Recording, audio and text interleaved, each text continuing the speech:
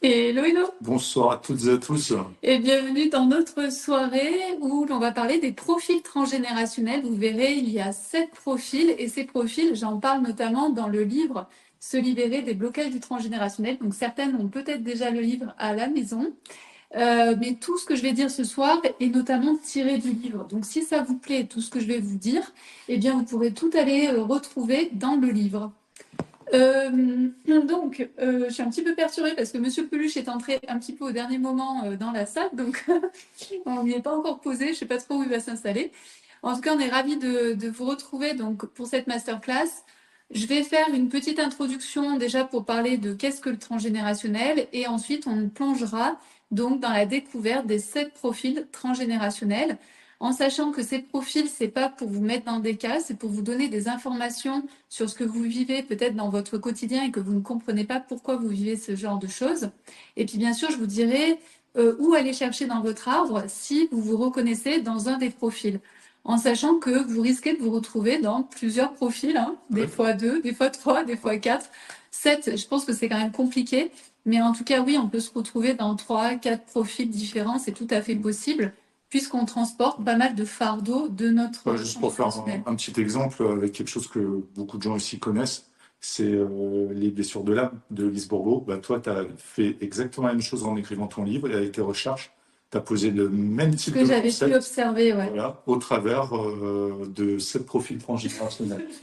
Il fait des trucs là, c'est peluche. Parce qu'il peluche là. Il est dissipé aujourd'hui. Ouais.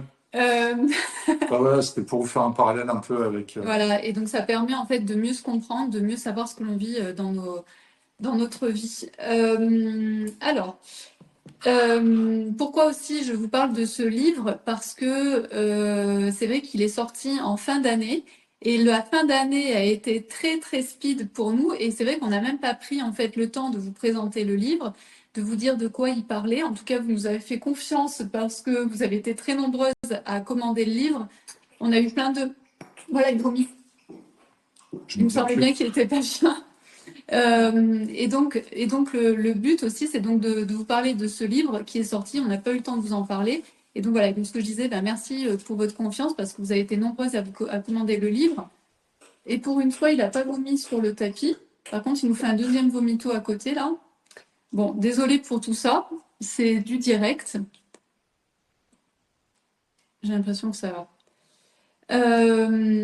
Donc, on va donc dans la première partie, donc je vais vous parler de la première partie tout simplement du livre, où dans le livre, je vous explique ce qu'est le transgénérationnel. Je vous parle aussi de qu'est-ce qu'on va regarder pour pouvoir mieux comprendre notre transgénérationnel, et puis aussi où trouver les informations, parce que des fois on n'a pas tout sur notre famille. Et je pensais à ce que tout de suite m'avait dit que c'était important cette masterclass.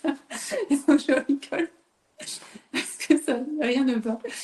Euh, donc, vous verrez que tout ce que je vais vous dire dans la première partie, c'est des choses que je développe ensuite dans la partie 1, 2, 3 et 4 du livre. Et puis ensuite, on ira voir donc les différents profils. Voilà, c'est du direct, on sait qu'on est en direct. On ne peut pas arrêter le truc. Il veut marquer son territoire. Alors, je ne sais pas, non, ça faisait longtemps qu'il n'avait pas vomi, mais souvent les chats vomissent pour se purger. Tous les jours, en fait, il a droit à de l'herbe. Donc, l'herbe, ça lui permet de se purger. Super, Christelle qui dit, ça y est, j'ai reçu le mien hier. Voilà. Alors, qu'est-ce que le transgénérationnel? Le transgénérationnel, c'est finalement l'histoire de notre famille. Il est reclus. Il a changé, pour ce soir, il va changer de nom, il va pas s'appeler Monsieur Peluche, mais Vomito. Je me semblais bien qu'il n'était pas bien là, quand il est rentré, il n'était pas. Donc, tout ça pour dire, je vais me reconcentrer. Donc, le transgénérationnel, ça veut dire quoi? Le transgénérationnel, c'est l'histoire en fait de notre famille, de nos parents, de nos grands-parents, de nos arrière-grands-parents. Et ensuite, on va venir observer, on va venir analyser en fait les informations que l'on a de notre famille pour pouvoir interpréter ce que l'on vit nous dans notre quotidien. Donc, ce que j'apprends notamment dans la formation pro, c'est à se poser la question finalement, est-ce que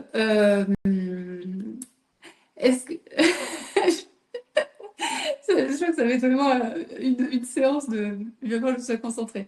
Donc la question, c'est toujours dans la formation pro, je dis, il faut toujours se ramener à quelle est ma problématique d'aujourd'hui ou quelles sont mes problématiques d'aujourd'hui pour aller ensuite chercher les informations dans l'arbre. D'accord? On ne peut pas On peut lire l'arbre en se disant, ah tiens, j'ai ma grand-mère, elle porte le prénom que moi, ou ah tiens, mon arrière-grand-père, il faisait tel métier comme moi. Oui, on peut regarder ça de cette manière-là, son arbre, mais ça n'a pas vraiment d'importance, ça n'a pas vraiment en fait, ça ne permet pas d'analyser. Le but, c'est de toujours partir de sa problématique à soi. Par exemple, dans la formation pro, il y en a beaucoup qui sont là à me dire, mais moi, j'ose pas en fait me lancer, je sais pas pourquoi, etc. Et en fait, quand on commence à regarder l'arbre, on voit qu'il y a eu des faillites dans l'arbre, on voit qu'il y a eu des difficultés financières à tel et tel endroit. Donc forcément, ça met en crispation l'ensemble du clan, l'ensemble des descendants. Et donc derrière, les descendants peuvent être complètement coincés, comprimés dans ce qu'ils aimeraient réellement faire. Donc, ils se retrouvent coincés, par exemple, dans un poste de fonctionnaire, alors que eux, ce qu'ils ont envie, c'est vraiment d'être à leur compte, etc. Mais il y a des gros freins. Donc, c'est pour ça que c'est important de toujours partir de votre problématique pour aller ensuite chercher dans votre arbre où seraient les pistes de compréhension de pourquoi j'ai tel souci aujourd'hui dans ma vie. Ça peut être des soucis au niveau de l'amour, ça peut être des soucis au niveau de votre métier, ça peut être des soucis au niveau financier, ça peut être des soucis de santé, ça peut être vraiment toutes les problématiques que l'on peut avoir dans notre vie. Et c'est aussi pour ça que notre arbre est aussi toujours en mouvement, parce que nous-mêmes, nous sommes en mouvement. Et que des choses que vous allez voir à 30 ans dans votre arbre, eh bien, vous ne verrez pas la même chose à 50 ans dans votre arbre. Parce que tout simplement, vous avez évolué et en parallèle, votre arbre aussi a évolué. Donc, le but, ça va être vraiment ça, c'est-à-dire de partir de votre problématique pour aller ensuite chercher dans l'arbre qui aurait pu vivre soit la même chose que moi ou qui n'aurait pas pu vivre et donc je suis en train de réparer. Et c'est ce qu'on va voir en fait au travers des profils, parce qu'en fonction des profils que vous avez, soit vous allez être en loyauté et vous allez tout faire pareil comme votre grand-mère, votre mère, etc. Soit au contraire, vous allez vouloir réparer des choses que les gens n'ont pas pu faire avant vous, soit vous allez répéter, soit vous allez, etc., etc. Donc ça va vraiment dépendre du sujet et de qui vous êtes, parce que ce que l'on voit aussi, c'est que dans une fratrie, quand vous avez des frères, des sœurs, vous voyez bien que ils n'ont pas du tout la même vie que vous, ils se posent pas du tout les mêmes questions, ils n'ont pas les mêmes défis, ils n'ont pas le même destin que vous. Et c'est ça qui est important de comprendre, c'est que quand on arrive sur Terre, on arrive avec ce qu'on appelle un projet sens, qui nous est propre et nos frères, nos petites sœurs, etc. arrivent également avec ce projet sens qui est très différent, qui leur appartient. Et dans ce projet sens, eh bien, il y a les fardeaux, il y a les croyances de certaines personnes, il y a les espoirs du clan, etc., etc. Puisque quand on est frères et sœurs, on n'arrive pas au même moment dans la vie de nos parents, dans la vie de notre clan, et on n'arrive pas non plus avec les mêmes missions, avec les mêmes rôles, notamment au niveau de la position dans la fratrie. Petite question Oui, intéressante, tu peux répondre à la première partie, je te laisserai développer pour la deuxième. Question de Ghislaine, sommes-nous responsables de ce transgénérationnel? Ben, j'ai envie de dire oui et non. Non, car ce qu'on hérite, ben, c'est pas de notre faute. Par contre, ce qu'on génère, nous, on est responsable et on est aussi responsable de notre état lorsqu'on connaît les outils qui existent, lorsqu'on est au courant de la situation et lorsqu'on fait rien, on est aussi responsable de peut-être de ces blocages, de ces situations qui vont rester bloquées vu que on ouais, n'a rien fait. c'est-à-dire, c'est qu'est-ce qu'on en fait en fait, c'est que effectivement, parce que là tu parles de maladie, donc je suppose que tu vis peut-être une maladie aujourd'hui et tu te dis, mais finalement, est-ce que c'est de ma faute ou pas d'avoir cette maladie? Et bien sûr que le transgénérationnel, c'est un biais, c'est-à-dire c'est une manière de voir la maladie, c'est une manière de voir la problématique, mais ce n'est pas euh, the solution en quelque sorte, comme les médecins, ils n'ont pas la solution à tout. Le fait de regarder la maladie sous l'angle du transgénérationnel, ça peut expliquer beaucoup de choses. Et donc derrière, ça met en conscience aussi énormément de choses et ça peut permettre en fait la guérison, la libération. J'ai un exemple. Oui. Par exemple, ici, dans la question de Ghislaine, mais je pense que ça va répondre à peut-être si d'autres personnes se posaient la question. Quelqu'un qui a des problèmes de santé en lien avec l'alcool, par exemple, qui boit énormément, eh ben, on est d'accord que si pendant X années, une personne consomme anormalement des quantités d'alcool élevées, il y a de fortes chances qu'il connaisse un destin funeste d'un point de vue santé. Euh, Là, donc, si cette personne a une maladie, bon, bah, c'est de son fait. Si on fait un lien comme ça avec l'alcool et son problème. Dans le transgénérationnel, on va voir pourquoi il boit. D'où ça peut venir. C'est ça, Ouais, on est c'est quelle d'accord. est la C'est symbolique. voilà, quelle est la Quel est le symbolique, qu'est-ce message. qui fait que. Voilà. Voilà. Et surtout aussi, c'est que souvent les personnes, alors c'est une des caractéristiques, c'est typique, il y a des gens qui vont se sentir responsables de tout, il y a des gens qui vont se sentir coupables de tout. C'est pas normal en fait d'être toujours dans ce truc, je me sens coupable, je me sens responsable de tout. C'est que là, on est dans une manière de voir les choses qui est dans la surréactivité. Et donc, c'est intéressant d'aller le voir dans le transgénérationnel. Tout ce qui est extrême, c'est intéressant d'aller le voir dans le transgénérationnel. C'est qu'on a, il y a quelque chose en fait que l'on porte qui ne nous appartient pas forcément. Et donc, par exemple, quand on a beaucoup de colère, quand on a beaucoup de peur, quand on a, je sais pas, tout ce qui est extrême en fait va être en lien souvent avec le transgénérationnel. Donc, le but, c'est de ne pas se flageller. Moi, je suis pas du tout là-dedans. Voilà, si on a une maladie, ben, le but, c'est de trouver pourquoi j'ai cette maladie, quelle est le message de cette maladie, ou qui veut me parler par rapport à cette maladie, ou qu'est-ce que j'ai besoin de dire par rapport à cette maladie. La maladie, c'est toujours en fait le dernier rempart par le corps et par notre esprit pour dire quelque chose. Hein. La maladie, c'est mal à dire. Donc, quand on a une maladie, c'est qu'il y a quelque chose qui est latent et qui doit être dit, mais que je n'arrive pas à montrer, à exposer ou à même en avoir conscience. Hein. Des fois, on n'a même pas conscience du truc. Euh, la gastro, par exemple, parce que j'ai vu la salle de la gastro Ouais, par rapport à Minidou. La gastro, c'est très intéressant d'un point de vue symbolique. Hein. Les gastro, elles arrivent toujours après les fêtes de Noël. Donc, les fêtes de fin d'année. Donc, on pourrait se dire, oui, bah, il y a des microbes, tout le monde s'est vu, tout le monde a échangé les trucs et tout entre eux. Mais on peut le revoir aussi d'une autre sens, où quand on a la gastro, bah, qu'est-ce qu'on fait? En fait, on se vide. Donc, soit parce qu'on a trop mangé, soit parce qu'on a entendu des choses, et comme on est en lien avec la famille, ça peut être des trucs qui sont trop, too much pour moi émotionnellement. Donc, derrière, j'ai besoin de me vider. Donc, ça peut être ce genre de truc. Donc, posez-vous la question. Comment vous avez vécu aussi ces fêtes de fin d'année? Est-ce qu'il s'est passé des choses, c'est-à-dire est-ce que vous avez trop mangé ou est-ce qu'il y a eu trop d'émotionnel et donc on a besoin en fait de se décharger, de se vider.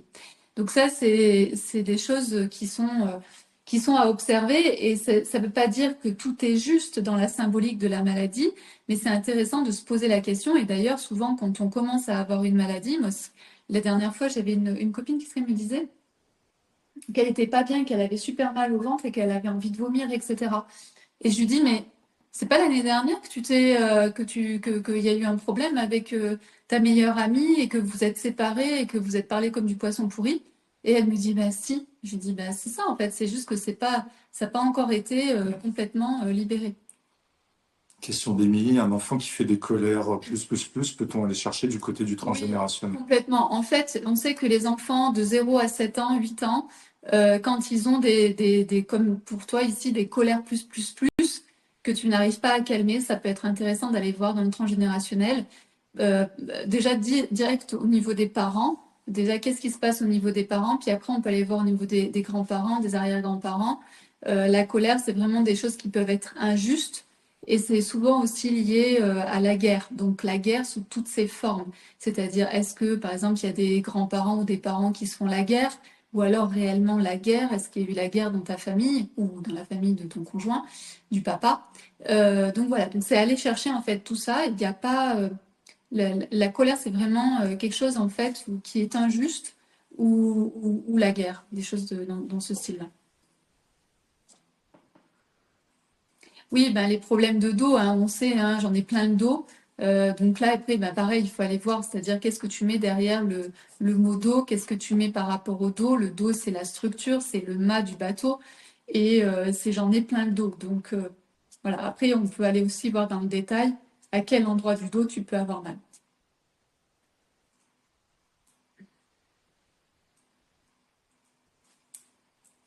Donc, le but, c'est vraiment de partir de votre problématique pour aller chercher dans l'arbre où se trouve le nœud. Quand je parle de nœud, c'est quel est l'événement. Donc, est-ce qu'il y a eu un événement? Est-ce qu'il y a quelque chose qui s'est passé de particulier à ce moment-là pour cette personne-là? Ou est-ce que ça a marqué carrément le clan, hein? Parce que ça peut marquer une personne, comme ça peut marquer l'ensemble du clan.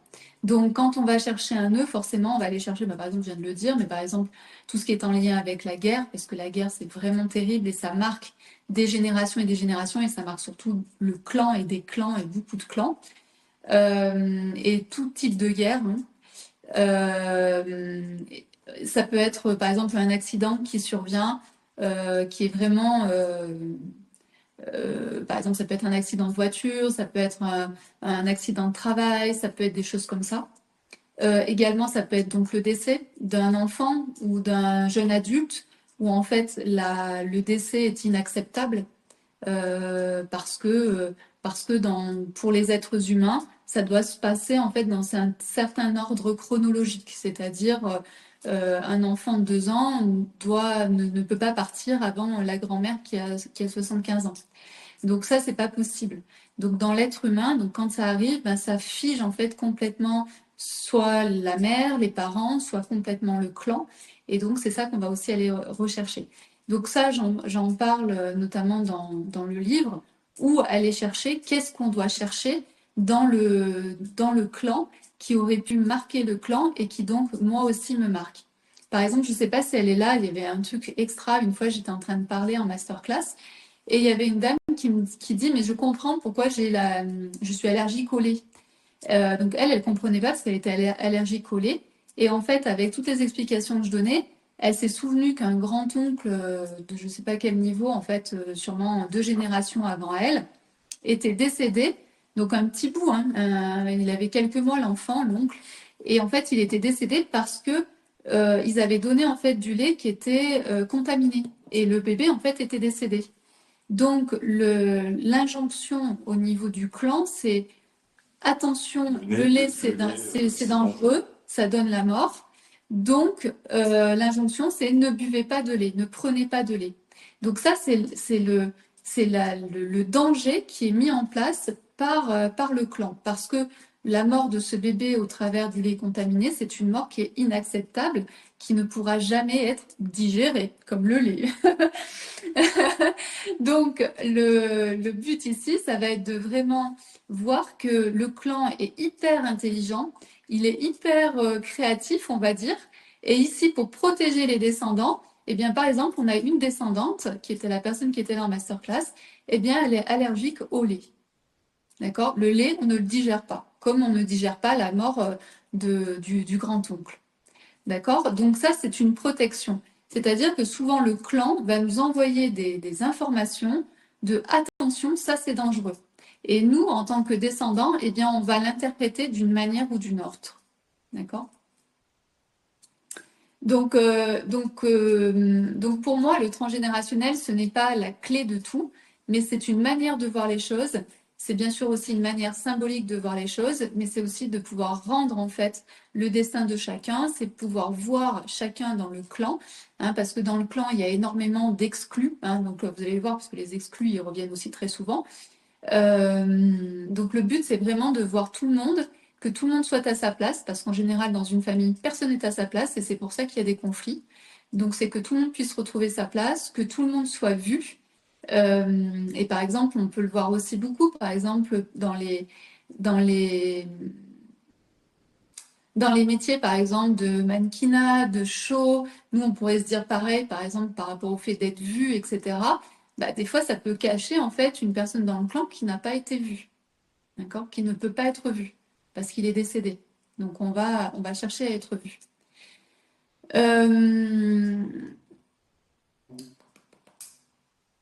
Donc, une des premières choses aussi qu'on peut voir quand on a identifié sa problématique, donc à part chercher les événements traumatiques, donc ça c'est ce qu'on appelle des dynamiques en fait, ça s'apprend en fait les dynamiques.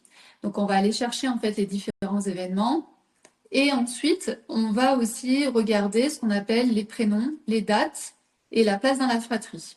D'accord? Donc ça c'est hyper important de pouvoir aller voir, d'aller chercher les prénoms. Est-ce qu'il y a des prénoms qui ressemblent aux miens? Est-ce qu'on a donc on va chercher les 3 prénoms, hein. On va regarder par exemple si vous avez 3 prénoms, on va regarder les 3 prénoms qui portaient ce prénom-là. ces prénoms-là. Et puis également, on va regarder les dates, donc les dates de conception, les dates de naissance, les dates de décès, les dates de mariage, les dates de divorce. On va vraiment aller chercher toutes les dates parce que ça peut être vraiment très intéressant et on peut s'identifier au travers des dates. Je suis en train de penser qu'on n'a pas pris d'eau. On est vraiment, c'est vraiment n'importe quoi ce soir. Et puis également donc la place dans la fratrie, puisque des fois il y a des IVG, des fois il y a des fausses couches, des fois il y a des enfants mort-nés, et en fait on pense qu'on est par exemple deuxième, alors qu'en fait on est peut-être troisième, ou on pense qu'on est troisième, et en fait on est sixième. Donc ça peut aussi entraîner plein de problématiques, puisqu'on n'est pas à sa bonne place. C'est-à-dire qu'on va nous dire tu es la troisième, alors qu'en réalité je suis la quatrième, parce qu'il y a un IVG avant moi.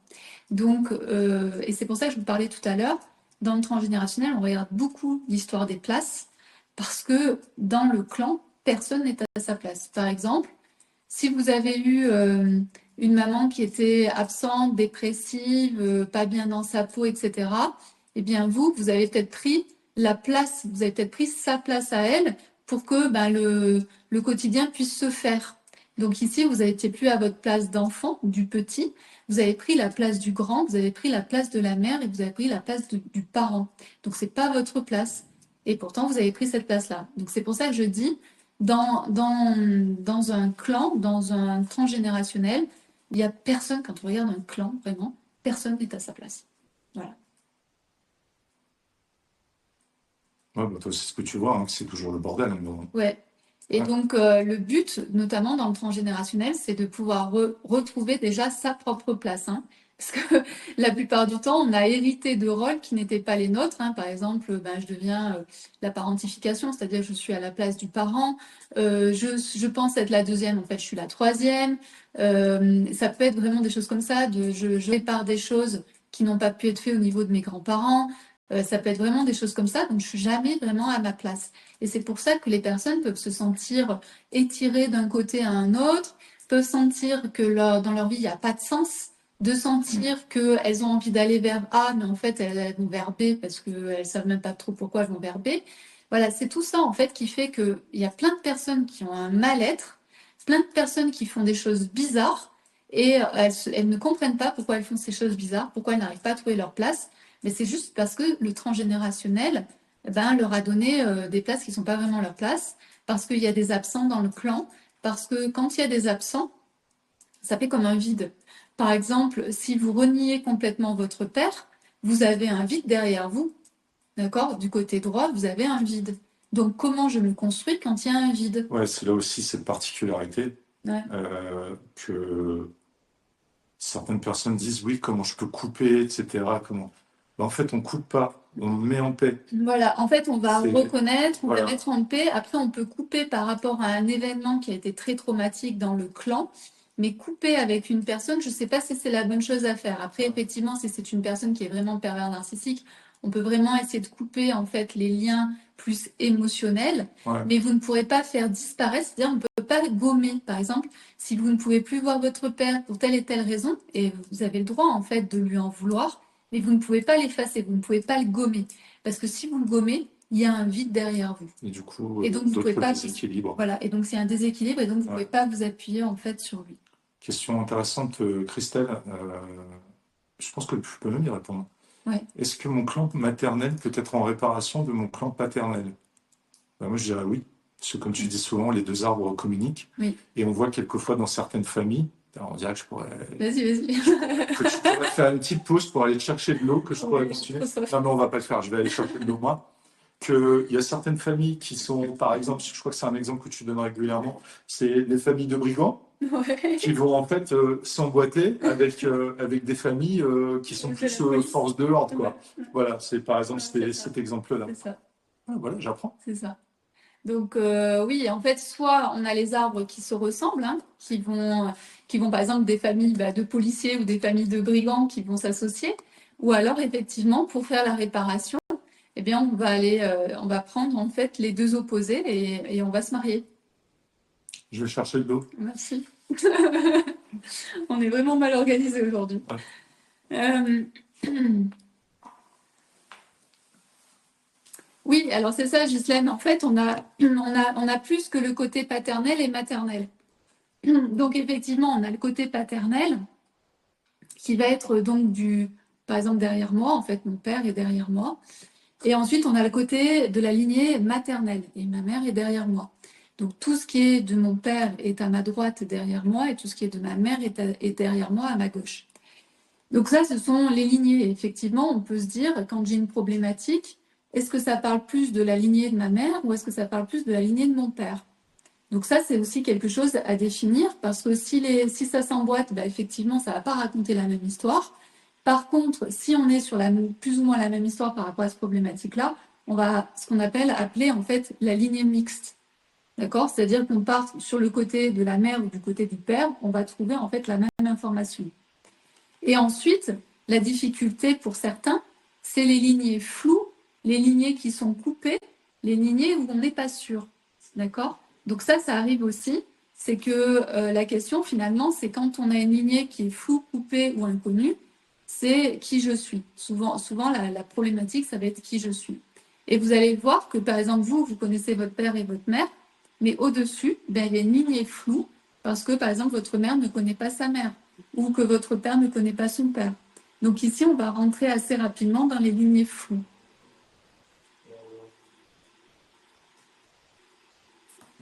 Donc ça, ce sont les quatre situations qu'on peut rencontrer quand on commence à observer un arbre. Soit je vais du côté de la lignée maternelle, soit du côté de la lignée paternelle, soit les deux se parlent, donc ça raconte la même histoire sur cette problématique-là, bien sûr. Soit il y a une lignée qui est floue, il y a quelque chose en fait où on n'arrive pas à remonter.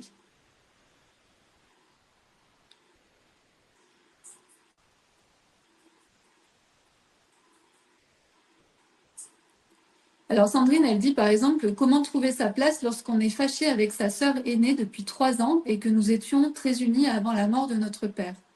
Donc ici, c'est une histoire de sœur. Donc moi, ce que je ferai, la première chose que j'irai faire, c'est remonter les endroits où il y a eu 2 sœurs. Où est-ce qu'il y a eu dans ton clan 2 sœurs? Et ensuite, j'irai voir quelle est leur histoire à ces 2 sœurs. Ensuite, on voit que c'est intéressant parce que c'est à la mort du père. Donc pareil, j'irai voir à la mort du grand-père, des 2 grands-pères, etc. Qu'est-ce qui a pu se passer dans le clan? Est-ce qu'il y a eu une scission? Et puis ensuite, la chose que moi je ne sais pas ici, c'est pour quelles raisons en fait ça a explosé? Pourquoi à ce moment-là, il y a eu une désunion? Est-ce qu'il y a eu un moment particulier où c'est parti un petit peu en sucette? Et donc d'avoir une sorte de réponse en fait par rapport à ça. Donc c'est tout ça qu'il faut regarder. En tout cas, ce qui est intéressant ici, c'est qu'on voit que c'est 2 sœurs. On voit que c'est un moment bien précis, c'est-à-dire au décès d'une personne et notamment du père. Donc le père, c'est la structure. Donc c'est important aussi, par exemple, ici c'est le père, c'est la structure, mais peut-être que dans certaines familles au-dessus, dans des générations au-dessus, c'était les mères qui portaient la structure. Donc peut-être que ça peut être aussi intéressant d'aller voir du côté des mères. Ce qu'il faut comprendre, en transgénérationnel, on regarde beaucoup tout ce qui est symbolique. D'accord? On sait que par exemple le paternel, c'est la structure. Mais on sait que dans des familles, c'était pas le père qui donnait la structure, c'était des fois la mère, des fois la grand-mère, des fois l'arrière-grand-mère qui donnait la structure.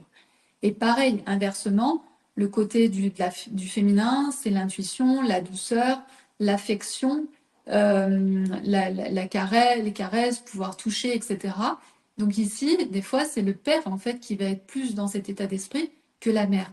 Donc il faut aussi sentir ça, c'est que nous, on parle d'un point de vue symbolique en transgénérationnel.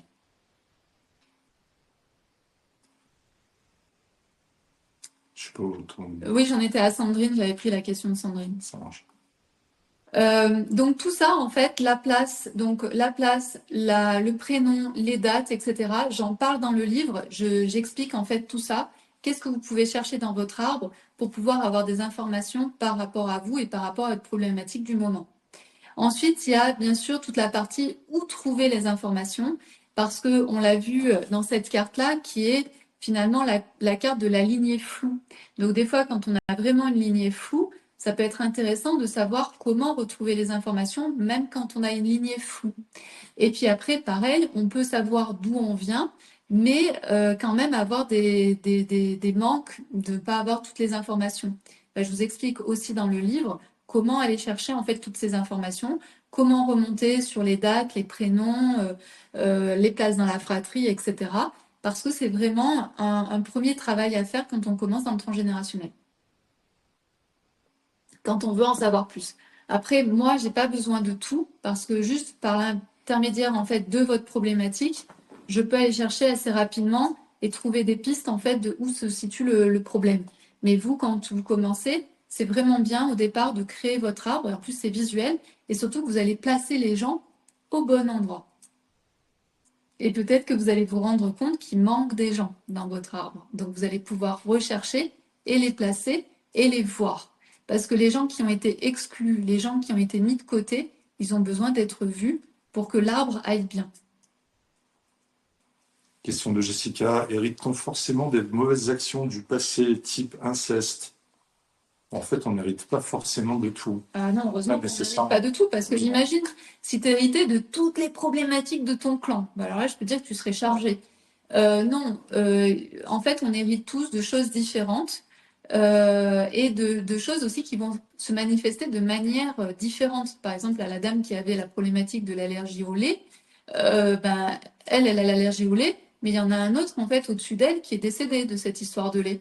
Donc, on n'a pas le même destin, d'accord? Donc, on porte, en fait, cette information, mais on va apporter cette information d'une manière ou d'une autre. Alors, des fois, effectivement, ça va être exactement la même chose, donc on va répéter de génération en génération, mais des fois, on ne va pas répéter exactement de la même manière. Mais l'information est toujours présente. C'est une vibration, donc l'information est présente d'une manière ou d'une autre. Par exemple, on le voit aussi parce que le transgénérationnel, c'est c'est vraiment très symbolique. Par exemple, ma grand-mère, elle avait une mèche blanche juste ici. Et ensuite, ma mère et ma tante, qui sont jumelles, elles avaient aussi juste la mèche blanche ici. Moi, j'ai pas la mèche blanche ici. Par contre, j'ai la mèche blanche sur mon sourcil, du même côté. Donc ça, c'est intéressant aussi de comprendre que finalement, de génération en génération, c'est transmis d'une manière ou d'une autre. Des fois, c'est juste un peu en décalage, parce que comme je dis souvent, de génération en génération, c'est des sortes de photocopies. Mais dans les photocopies, des fois, c'est plus ou moins bien écrit, des fois c'est avec des couleurs différentes, il peut y avoir un mot qui apparaît qui n'existait pas avant, etc., etc. Donc dans le fond, on est une photocopie, mais par contre, ça s'imprègne, ça s'imprime à notre manière, à nous, de notre génération à nous. Donc on ne porte pas toutes les problématiques de notre clan, heureusement. Par contre, on garde souvent ce qui est le plus, ce qui n'a pas été dit ou qui n'a pas été digéré. Donc par exemple, on le voit aujourd'hui, c'est de plus en plus prouvé en fait d'un point de vue scientifique. Par exemple, les familles qui ont vécu la Shoah, par exemple les grands-parents qui ont vécu la Shoah, ils ont des marqueurs bien spécifiques au niveau biologique, que ce soit au niveau de l'ADN, que ce soit au niveau du cortisol, etc., qui est l'hormone du stress. Et en fait, ces différentes choses sont vues chez les parents et les grands-parents, où on s'aperçoit en fait qu'ils ont des choses en fait qui sont identiques de génération en génération qu'on ne retrouve pas dans d'autres familles. D'accord? Donc on sait que c'est un marqueur. Donc le transgénérationnel, imaginez-vous, c'est un marqueur, c'est-à-dire que s'il y a eu un événement traumatique dans le clan, et ben ce marqueur, il est là parce qu'il n'y a pas eu de digestion, il n'y a pas eu de transformation, ça n'a pas été transcendé, ça n'a pas été vu, ça a été mis sous le tapis, etc. Donc l'information, elle est restée bloquée, et cette information restée bloquée, elle va descendre de génération en génération. Et donc c'est pour ça que vous allez vous retrouver avec des choses qui appartiennent à vos arrière-grands-parents. Est-ce que tu peux aller fermer la porte, s'il te plaît? Parce que moi, je me caille. Monsieur Peluche, il est instable ce soir. Ouais, je vais stabiliser. Oui, par exemple, Anto, il dit, je viens juste de retrouver une sœur du côté de mon père. Et c'est ce que je vous disais, en fait, quand vous commencez à regarder un peu votre arbre, vous allez voir qu'il manque des choses, il manque des personnes, il manque des événements, il manque des informations. Et forcément, bah, vous allez commencer à vous mettre en chemin. Et aussi, c'est pour ça que je disais, l'arbre est toujours en mouvement, parce que vous, quand vous commencez à regarder votre arbre à 30 ans, bah, il y a des choses qui vont se révéler avant, avec le temps et avec les informations qui viennent. Souvent, on va récupérer des informations à quel moment? Quand il y a des mariages, quand il y a des décès. Hein, c'est souvent à ces moments-là où on va retrouver beaucoup d'informations, où les langues vont se délier.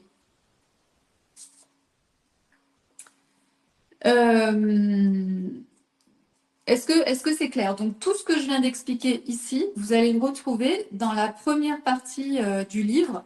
Donc, toute la première partie du livre parle en fait de tout ce que je viens de dire ici. C'est-à-dire que toutes les informations, vous allez les retrouver là-dedans et bien sûr bien plus poussées, avec plus de précision que ce que je viens de faire maintenant. Donc, pour acheter, je ne sais pas si tu as mis le lien, si vous Non. voulez commander le livre. Si vous voulez commander le livre, donc les frais de port sont offerts. Et donc, vous le recevrez dès la semaine prochaine, en fait. Donc, vous pouvez le commander. Et donc, vous aurez déjà toutes les infos, en fait, sur cette première partie dont je viens de vous parler.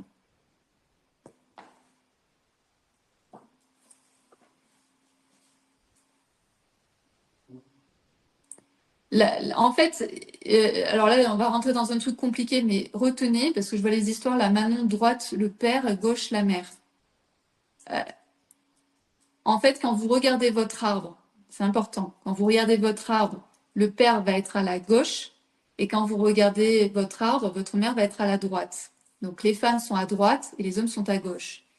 Mais si vous parlez de vous et que vous avez besoin de sentir où se trouve votre père, où se trouve votre mère derrière vous, votre père se trouve à votre droite et votre mère se trouve à votre gauche.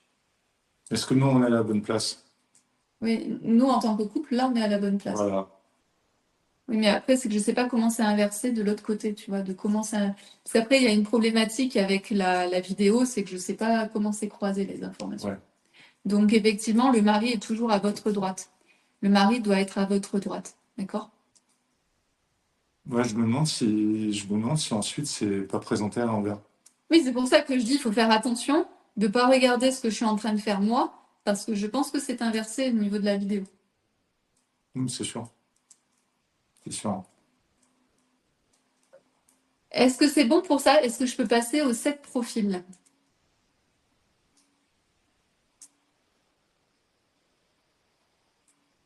Est-ce que tu as rapidos un peu de place pour Ouais, vas-y. rapidos?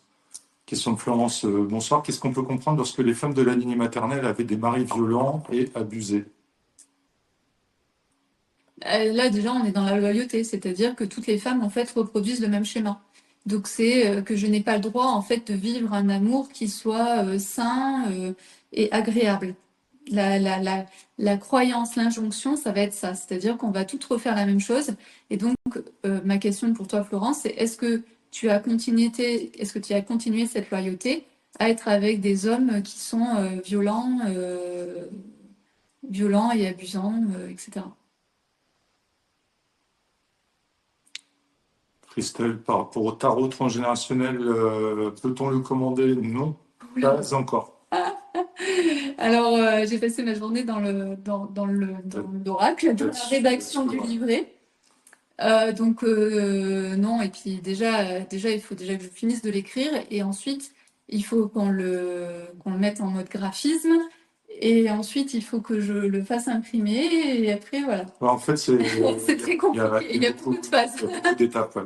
Donc, même si je travaille vite, il y a des choses, il y a des étapes obligatoires.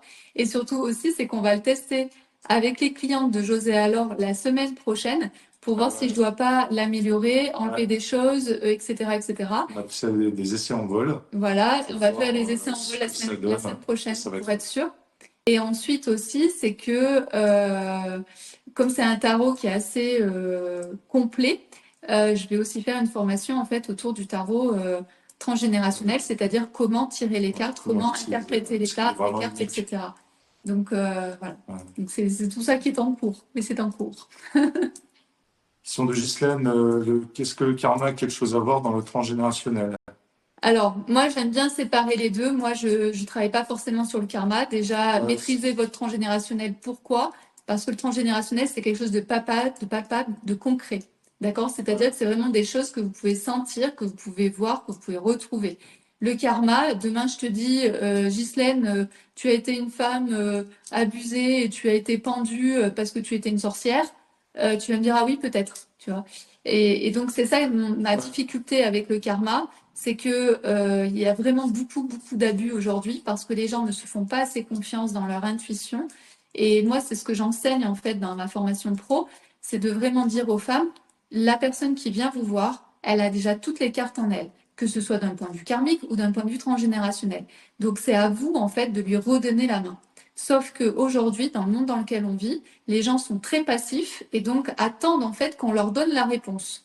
Et ça, je suis vraiment contre ça parce que les gens ont eux-mêmes en fait la réponse. Et surtout, c'est que derrière, ça entraîne quoi? Des abus, des sectes et des machins. D'ailleurs, on va en parler lundi prochain là sur la sexualité entachée et sur les abus, parce qu'en fait, on est vraiment dans un monde où les gens sont tellement passifs que derrière, ils n'ont pas la conscience en fait du pouvoir qu'ils ont en eux, qu'ils ont déjà toutes les réponses en eux, et que nous, en tant que thérapeutes, on est juste là pour vous donner des pistes, vous donner l'élan, vous donner la lumière pour comprendre en fait votre histoire. Ouais, Parce que c'est vrai que pour moi, c'est plus facile en fait de vous arnaquer en quelque sorte, de vous manipuler, de vous faire croire des trucs, alors qu'en fait, c'est pas le but en fait. Le but, c'est que vraiment vous ayez conscience que vous avez un super pouvoir en vous. Et en tant que thérapeute, c'est ça qu'on doit vous rendre. Je pense quelquefois un petit exemple est bien parlant, comme la personne qui nous avait fait un retour, qui avait vu un thérapeute, Oui. je sais pas qu'est-ce qui, C'était l'espace. quoi, tout ça on s'en fout.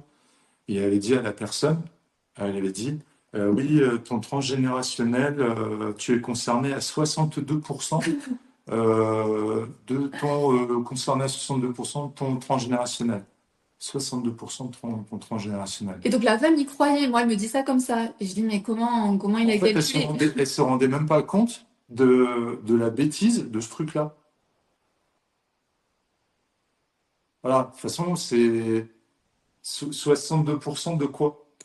Et donc Ils vraiment, sont où les autres, vraiment, les 38% restants? vraiment, faites-vous Enfin, confiance. voilà. C'est-à-dire, faites confiance dans votre intuition. N'attendez pas que quelqu'un vous donne en fait la solution. La solution, elle est en vous. Nous, en tant que thérapeute, on est juste là pour vous donner des pistes, vous poser les bonnes questions, révéler qui vous êtes, mais absolument pas pour vous dire qui vous êtes. Voilà, c'est ça qui est important. Et donc c'est pour ça aussi, là, c'est ce que je voulais dire dans mon profil, là, dans cette profil. Ça, c'est important. Et je vais le dire après.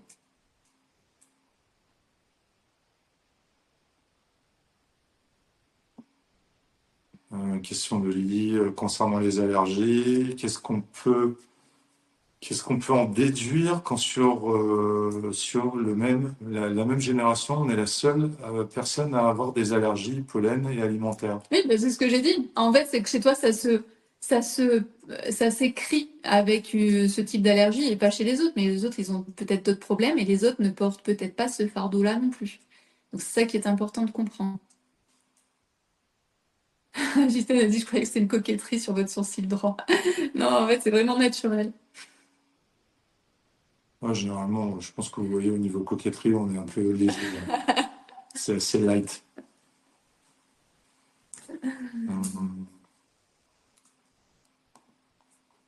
Question de Martine, Martine qu'on connaît bien.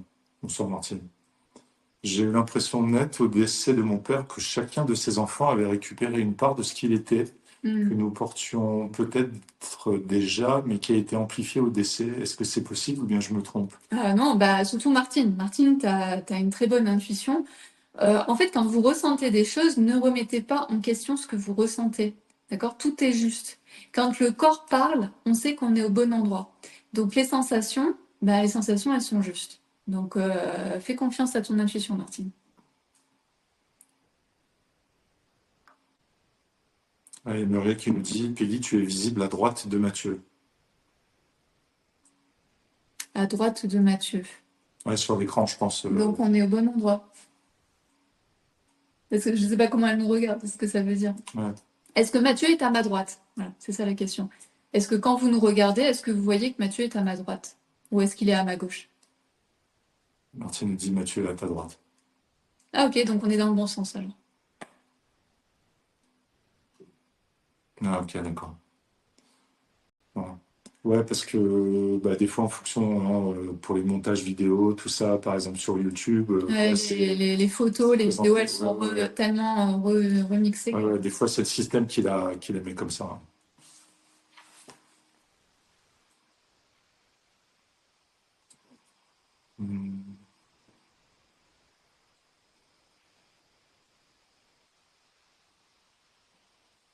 Question d'Anne-Sophie, est-ce que vous avez des exemples de libération faites grâce au transgénérationnel?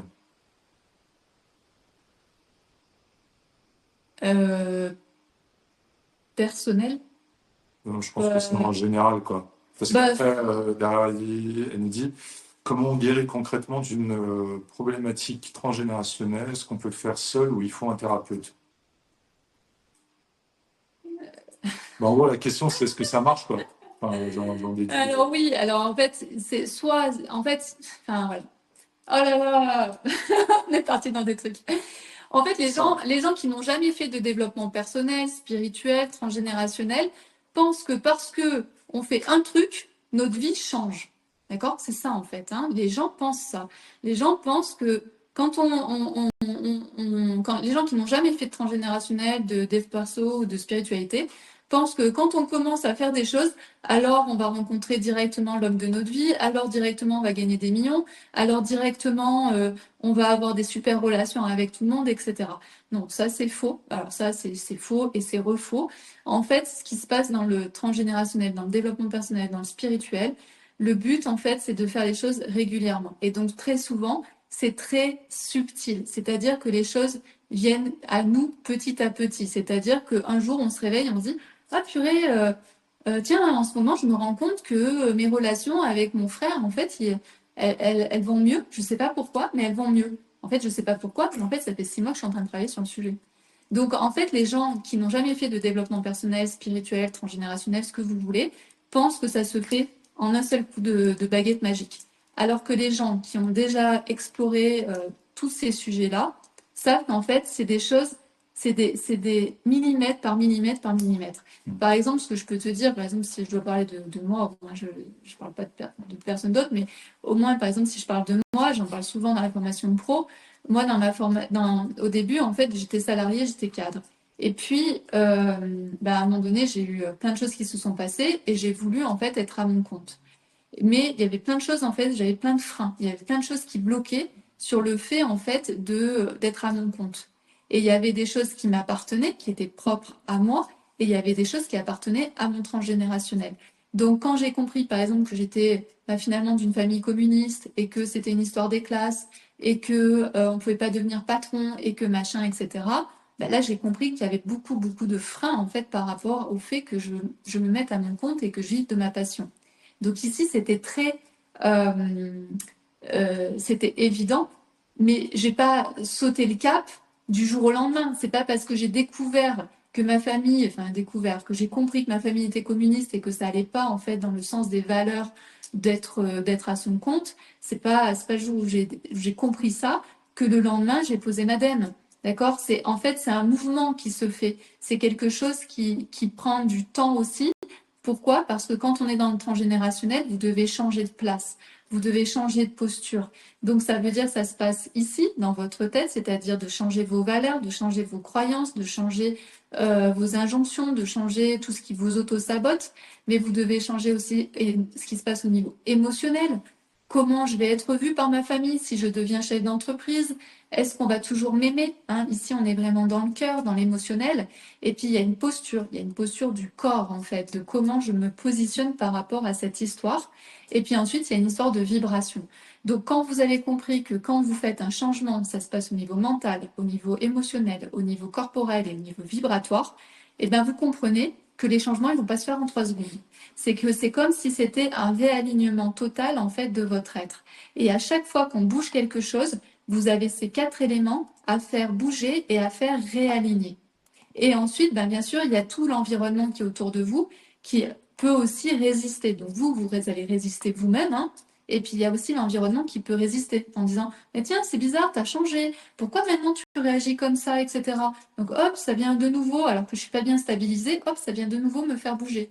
Donc c'est vraiment ça qu'il faut comprendre, c'est que quand vous faites du transgénérationnel, c'est pas parce que vous allez faire un acte symbolique en général.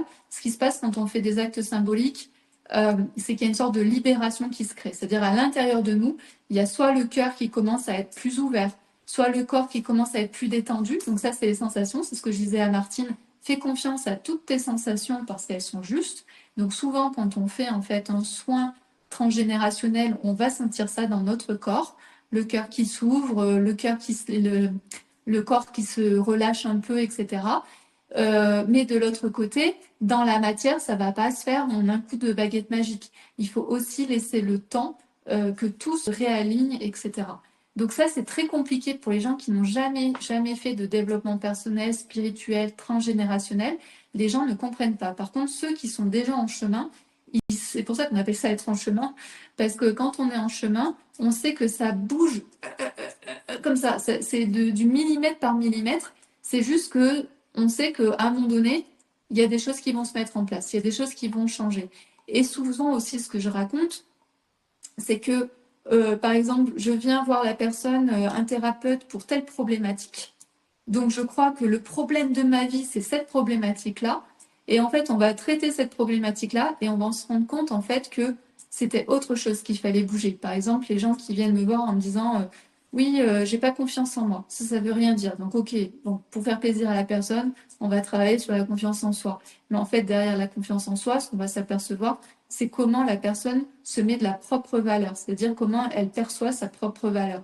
Et c'est là, en fait, qu'on va toucher le vrai truc. Est-ce qu'il y a une peur ou est-ce qu'il y a un Voilà. blocage autre? Voilà. Et Parce que confiance en soi, c'est souvent très généraliste. donc, on va rentrer, en fait, comme ça, par un endroit, et en fait, on va s'apercevoir que c'était juste une entrée pour aller plus en profondeur. Par exemple, quand j'ai découvert le yoga, j'ai trouvé ça formidable, et au début, je savais pas pourquoi je trouvais ça formidable. Et pourquoi je trouvais ça formidable, au final, c'est parce qu'il y avait aussi cet aspect spiritualité que je n'avais jamais eu dans ma vie, puisque venant d'une famille communiste, il n'y a pas de spiritualité, en fait, dans ce type d'idéologie. Et donc, en rentrant dans le yoga, je pensais y rentrer pour me détendre, pour être bien dans mon corps. Et en fait, ce que j'ai trouvé dans le yoga, c'était la spiritualité, l'autorisation, en fait, à aller dans un monde plus spirituel que celui dans lequel j'avais évolué, grandi, etc. Donc, c'est pour ça que je vous dis, quand vous faites un truc, vous pensez que vous allez faire le truc. Moi, je pensais que le yoga, c'était pour être plus zen et puis machin. Et en fait, j'ai découvert tout à fait autre chose, en fait, qui n'était pas prévu dans le voyage. Et c'est vraiment pour ça qu'on parle de cheminement, parce que on ne sait pas ce qu'on va trouver en chemin. C'est comme les gens, en fait, qui me disent, ben moi, je procrastine, ou je sais pas quoi faire de ma vie. Mais moi, en fait, moi, la première, par exemple, j'ai commencé à faire les dessins, les machins, etc. Je savais pas où j'allais. Et puis, à un moment donné, je me suis dit, bah, vas-y, on va faire l'oracle.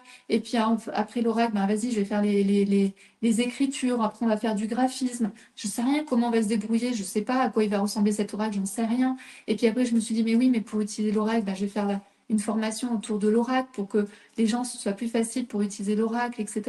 Et tout ça, en fait, c'est un cheminement. Donc, c'est vraiment, pour des personnes qui procrastinent, faites un premier pas et puis un deuxième pas. Et vous allez voir que ça va vous emmener vers des horizons que vous n'auriez jamais imaginés, que vous n'auriez jamais pensé créer. Par exemple, quand on s'est rencontrés avec Sweet Sweet, je lui ai dit direct, je cherche un homme, je ne cherche pas un associé. Voilà ce que je lui ai dit direct au deuxième rendez-vous. C'était clair et net. Et en fait, bah, Moi, je trouve OK. qu'est-ce qu'on se retrouve à faire 2 ans, 3 ans après? Eh bien, on se retrouve à être mari et femme et à être associés. En plus. Et donc, c'est pour ça que allez-y, voilà, allez-y, faites les premiers pas, puis vous savez pas en fait ce qui va se passer. Et c'est ça la beauté aussi de la vie, c'est que si on restait là à procrastiner dans notre canapé, à se dire, ah, non, non. Par exemple, tout à l'heure, bah, je savais pas que Monsieur Peluche allait vomir. Bon, ben voilà, bah, c'est comme ça.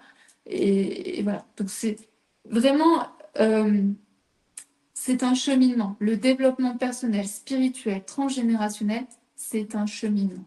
Ça ne vient pas comme ça du jour au lendemain. Pareil, les gens tout le temps ils me disent mais pourquoi tu sais autant de choses, etc. Alors c'est sûr que je suis jeune, mais en même temps j'ai commencé le développement très jeune, développement personnel très jeune, et donc forcément j'ai accumulé des choses. Voilà. Ouais, puis aussi le fait que tu as beaucoup pratiqué. Ah oui, j'ai beaucoup Parce que, pratiqué sur moi. parce qu'il y a, voilà, parce qu'il y a aussi ça. On connaît pas mal de monde euh, des personnes qui lisent beaucoup d'ouvrages sur le développement personnel, mais n'ont jamais rien fait réellement. Et donc, ils ont plein de théories, ils connaissent tous les concepts, toutes les théories de développement personnel, de plein de choses, hein, je ne vais rien citer. Mais lorsqu'on est en interaction avec eux, lorsque tu échanges avec eux, tu te rends compte qu'il n'y a rien qui est intégré. Tu te dis, mais quand ça se fait depuis 20 ans, tu dis que tu fais du développement personnel, alors que là, tu en es encore là. Tu vois? Donc c'est comme, je le cite souvent, cet exemple des gens qui regardent des vidéos de sport. Non, on ne fait pas de sport quand on regarde une vidéo de sport. On regarde une vidéo de sport. Si on veut faire du sport, ça se passe en faisant du sport. Donc soit dans une salle, soit en allant courir, ou en allant faire autre chose. Et là, forcément, Mais là, on le c'est pas voit. pareil.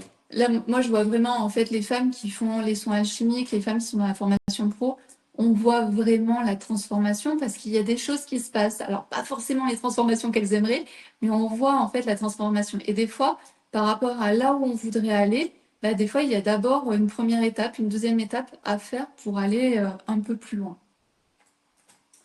Euh, Lauriane qui nous dit justement, je vis transgénérationnel depuis presque 9 mois. Je me rends compte que plus rien ne sera jamais comme avant. Et effectivement, Lauriane, elle fait partie de la formation pro, donc oui, ma pauvre. Question de Françoise. Peggy, vas-tu faire un tirage de cartes comme l'année dernière? Ben, en fait, ça, c'est ce qu'on a dit tout à l'heure, c'est Ouais, que c'est prochaine, pour les, juste pour les clientes voilà, en fait de José alors, on va faire une soirée tirage de cartes petit la semaine test. Ouais. prochaine. On va faire un test. Ouais, je On trouve va que ça faire va des être. J'ai tests. hâte de voir Mm. dans Comment ça va se dans passer? l'opérationnel, dans le concret, comment il roule le tarot. Ouais. Euh, Dominique, est-ce que c'est possible de vous envoyer un chèque? Oui, Dominique, je te connais bien. Oui, envoie-moi un chèque.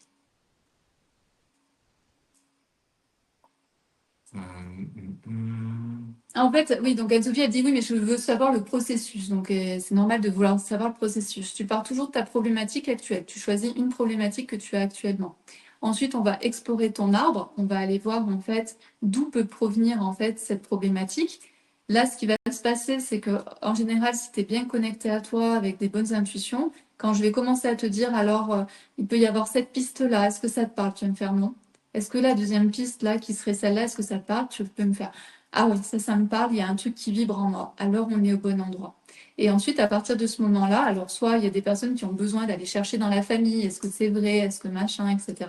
Soit il y a des personnes qui font vraiment confiance au niveau de l'intuition et qui disent effectivement, ça résonne, ça parle en moi, etc. Ça vibre et tout. Donc là, on peut directement passer vers un acte symbolique. Donc après, on peut faire des actes symboliques, mais on peut aussi aller faire plein d'autres choses. Donc ça dépend du sujet, ça dépend de la problématique. Et par exemple, c'est ce que j'ai mis dans mes cartes, je ne sais pas si je vais retrouver. Mais en fait, on peut faire plein de choses différentes. Par exemple, on va faire la libération de la parole, on va faire les rituels des 4 temps, les 4 éléments, pardon, l'ancrage et le retour à soi. On va peut-être faire une coupure énergétique en fonction de la situation, les soins alchimiques.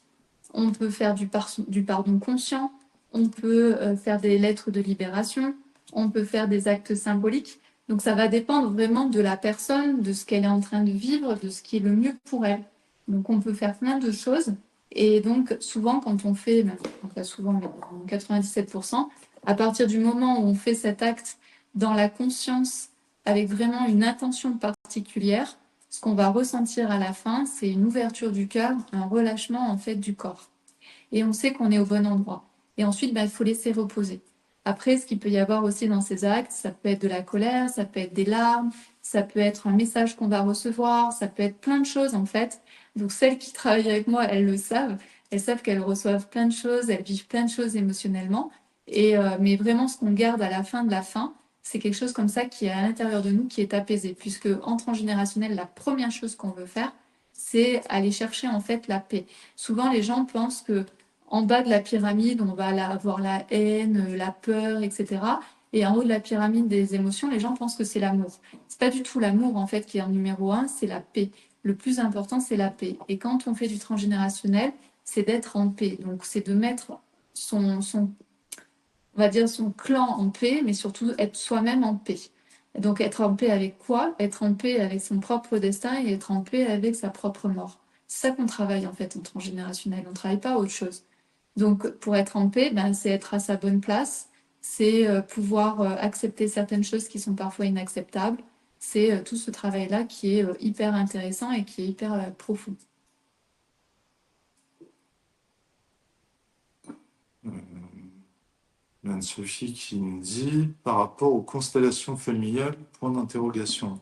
Bah, par rapport aux constellations familiales, ça aide à trouver sa place, justement, à comprendre quelle est la place de départ et quelle est ma véritable Donc place. c'est un outil. Ah oui, c'est un Voilà, outil. Ah c'est oui, peut-être, voilà. bah, Oui, je sais, oui, c'est parce vrai, que je sais pas quelle est vraiment la question. c'est un outil. Oui. C'est un outil et c'est un outil qui est puissant parce qu'en fait, c'est des dynamiques. Et donc, c'est ce qu'on voit dans la formation pro, c'est les dynamiques qui ont pu être observées. Ouais, alors sauf que dans les constellations familiales, en Oui. fait, on subit, c'est-à-dire qu'on est passif. Oui, on est Là, passif. très souvent, Oui, oui, on est passif. on est passif. Alors, on est Et en fait, observateur, voilà. on va dire. Ouais. On est observateur surtout. Oui, mais ce que je veux dire, c'est dans la compréhension, Ah on est oui, voilà, ah on est oui, ah totalement oui. passif. Ah oui, Donc alors c'est c'est-à-dire vrai. qu'on sort de là, s'il y a des choses qui bougent, on n'a pas compris pour autant. Ouais, c'est vrai que quand tu étais venu avec moi à la console, Ouais.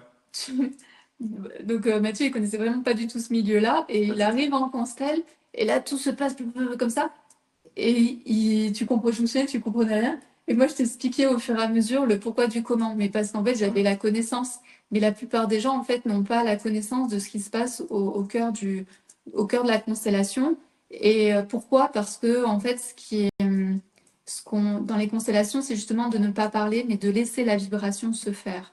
Donc, si on commence à mettre du mental, les gens vont commencer de nouveau à retisser des trucs qui sont pas forcément très bons. Donc, c'est pour ça que souvent en constellation, on va pas vous expliquer ce qui s'est passé, on va juste rester avec la fin, le finish, et on va repartir avec ça. Donc, souvent, les gens peuvent être un peu frustrés parce que le mental est frustré de pas comprendre en fait ce qui s'est passé, de pourquoi ça s'est passé comme ça, etc. Des fois en constellation, il y a des constellations, on ne sait pas. Des fois, on ne sait vraiment pas. En fait, on est juste en train de suivre la constelle et on suit ce qui doit être fait. Mais la plupart du temps, en fait, on sait expliquer le pourquoi du comment.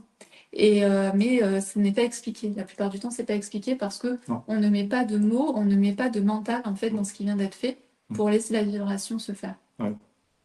C'est pour ça que constellation familiale et transgénérationnelle, le transgénérationnel, c'est l'histoire de notre famille.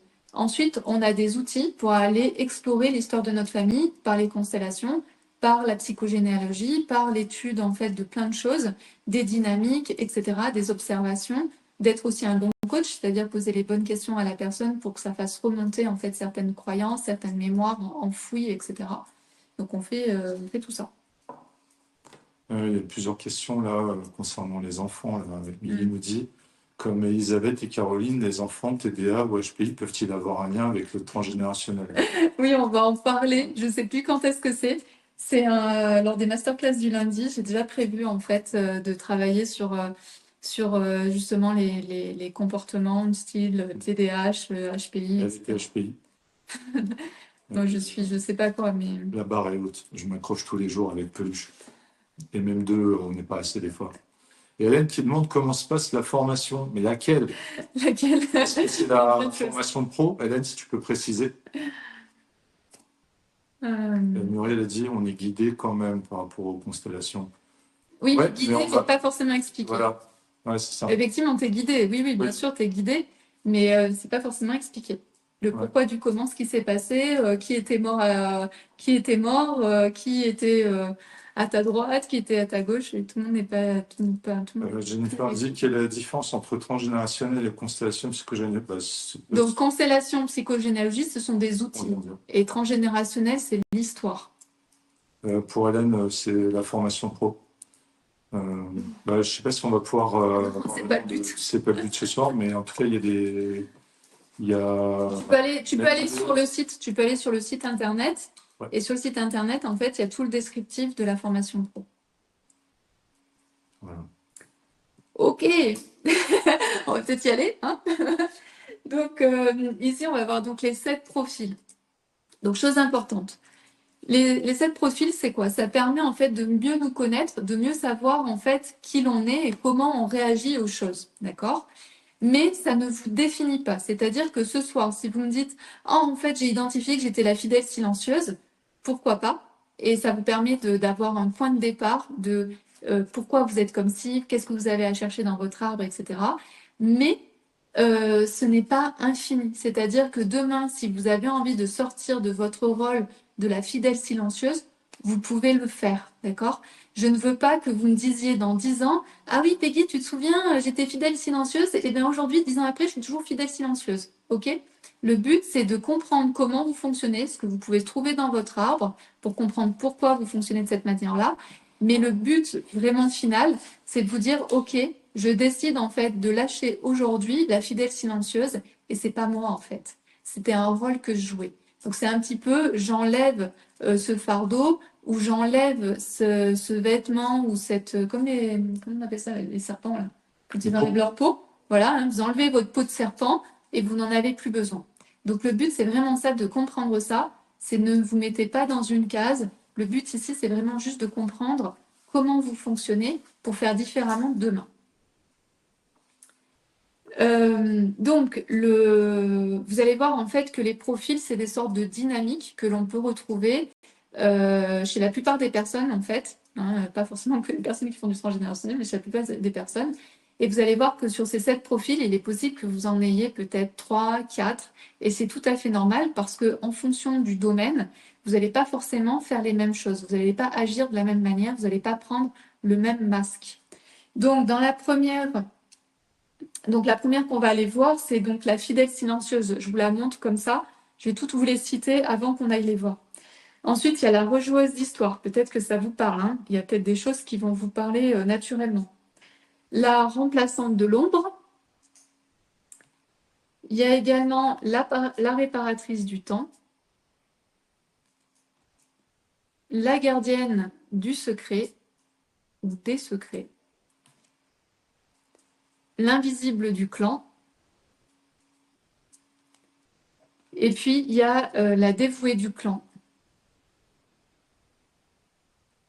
Après, dans l'oracle, j'en ai mis une de plus qui s'appelle l'éveillé. Mais c'est pas celle qu'on va aller voir ici. Donc ici, on va aller donc voir la première, en fait, le premier profil. Donc le profil, c'est donc ce qu'on appelle la loyauté invisible. Donc ici, je vais vous poser une question. Alors sachez que dans le livre, ah oui tiens, j'ai pas, il est où mon livre?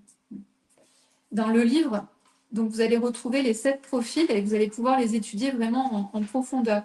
Donc le premier, en fait, c'est la fidèle silencieuse. Donc je vous montre l'entrée en matière de ce chapitre, c'est le chapitre 5. Et donc dans ce chapitre, vous allez pouvoir donc découvrir donc la première, la fidèle silencieuse. Donc ici, vous allez voir que dans le livre, il y a tout un questionnaire, il y a 10 questions qui vont vous permettre de bien définir si vous êtes dans ce cas-là ou pas, d'accord? Là, ce soir, je vais vous poser une seule question et déjà, ça va vous permettre en fait de voir si oui ou non vous êtes dans la fidèle silencieuse. Donc la première question pour savoir si vous êtes dans la fidèle silencieuse, c'est quand vous prenez une décision, est-ce que vous vous posez cette question de est-ce que je fais bien? Est-ce que quand je fais est-ce que je prends cette décision, est-ce qu'il y a quelque chose de la tradition qui reste derrière? Est-ce que je suis en train de respecter quelque chose? Par exemple, vous êtes dans une boutique, par exemple de lingerie, où vous êtes en train d'essayer un petit ensemble et tout, un petit peu sexy. Et là, vous vous regardez dans cet ensemble, vous trouvez que c'est sympa, vous avez envie de vous l'offrir. Et en même temps, il y a un petit truc derrière qui vient. Ah, mais est-ce que tu as le droit? Est-ce que c'est pas trop sexy? Est-ce que ça respecte quelque chose qui t'a été enseigné quand tu étais petite, etc., etc. Et au final, vous n'allez pas prendre en fait ce petit ensemble sexy. Donc, est-ce que quand vous faites quelque chose, est-ce qu'il y a toujours en quelque sorte une sorte de petite pensée derrière qui dit est-ce que ça respecte en fait ce qu'on m'a transmis? Est-ce que je suis en train de faire correctement les choses? Par exemple, dans votre famille, tout le monde a une maison, mais vous, c'est pas forcément votre truc et vous avez envie d'avoir un appartement. Mais vous êtes là en train d'essayer d'acheter votre appartement, puis vous vous dites, ah oui, mais non, mais en fait, je suis pas en train de respecter un truc parce que tout le monde a une maison, je vais pas pouvoir recevoir les gens parce qu'il n'y a pas de jardin ou ce genre de choses. Donc, est-ce que vous avez cette impression de devoir respecter quelque chose, de respecter une hiérarchie, ou de respecter un modèle, de respecter des traditions quand vous faites des achats, que ce soit des petits achats ou des grands achats?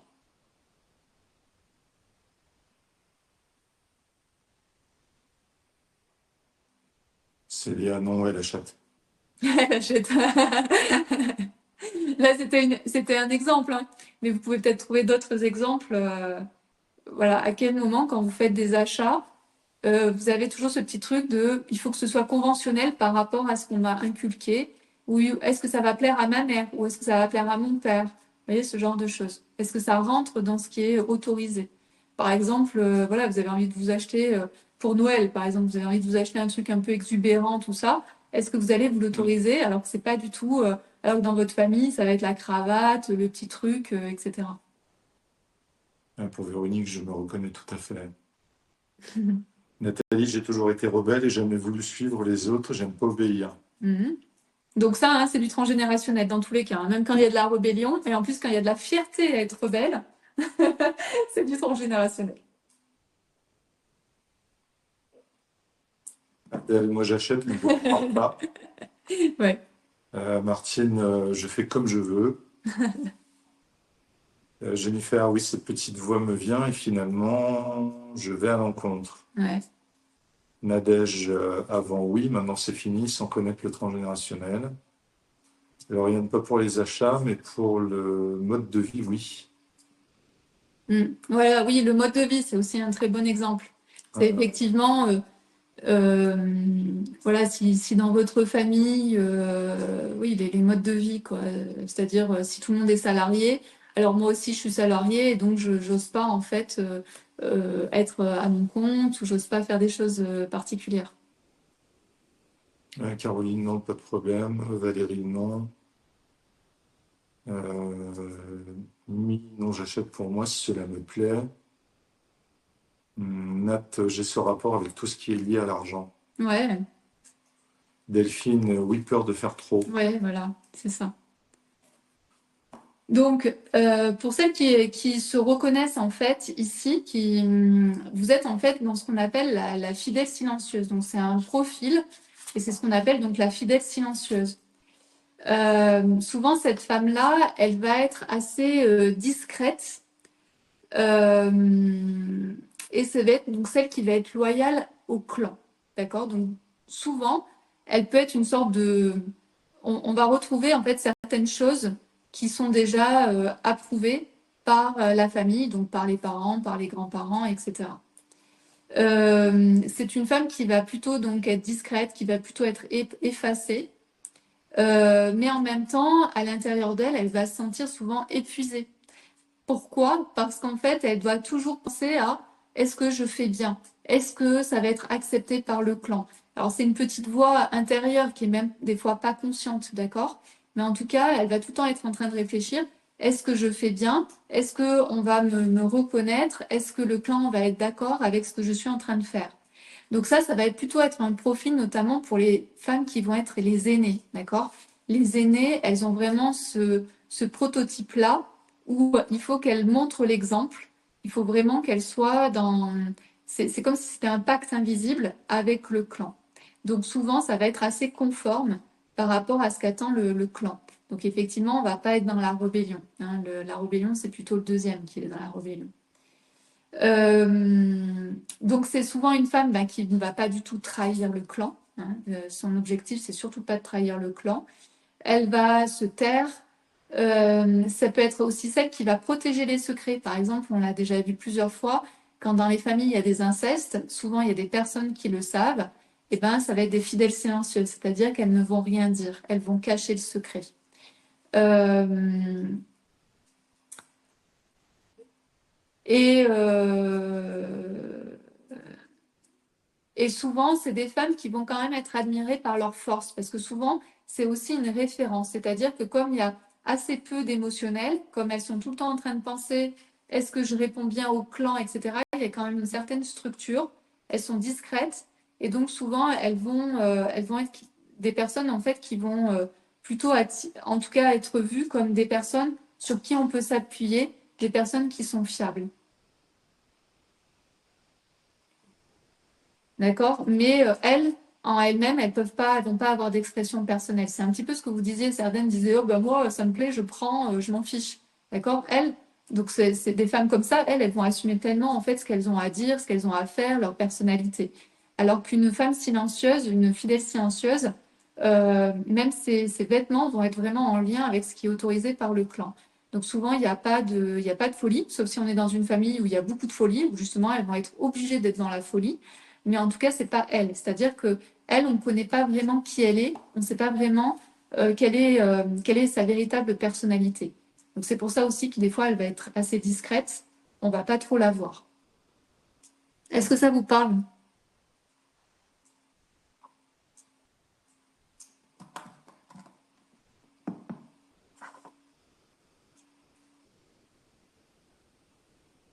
Alors, Christelle, t'es sûre d'être la première parce que Christelle, elle nous dit, moi, je suis une rebelle, je suis hors cadre, etc.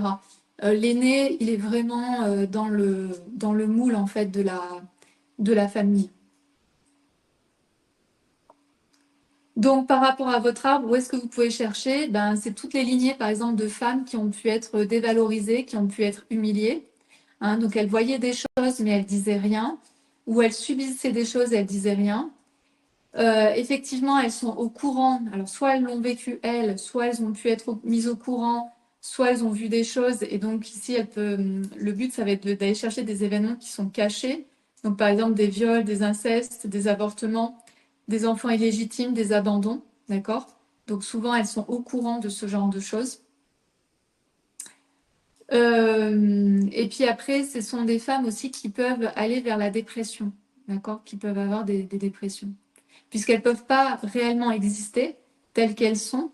Elles sont tellement enfouies qu'à un moment donné, psychiquement, c'est compliqué.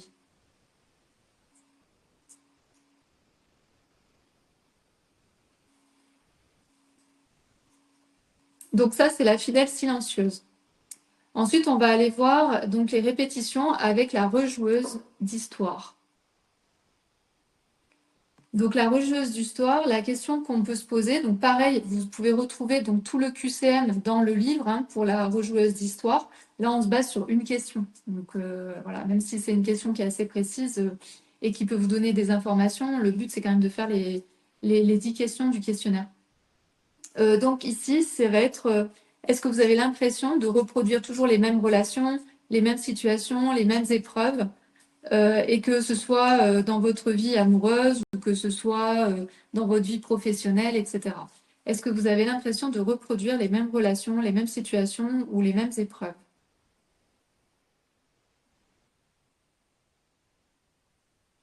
Jennifer, je me retrouve dans les deux. Je suis l'aîné pour ma mère. Et oui, je me retrouve dans la discrétion, mais il y a une fausse couche avant moi. Donc, je suis la deuxième et je me retrouve également dans la rebelle. Oui, alors en fait, tu es surtout la deuxième, t'es pas la première, sauf si par rapport à ton père, parce que là j'ai que la mère, mais par rapport à ta mère, tu es la deuxième. Tu es la deuxième, mais ta mère te voyait sûrement comme la première. Donc c'est pour ça qu'il y a un mélange des places. Ce que je disais tout à l'heure. Problème de place. Gisèle, vous parlez de l'arbre généalogique, point d'interrogation. Oui, et par rapport à ce que tu dois chercher, c'est les lignées féminines qui ont pu être dévalorisées, humiliées, les événements cachés Je sais pas si ça- et effectivement les dépressions. Ça peut être soit toi, soit dans l'arbre.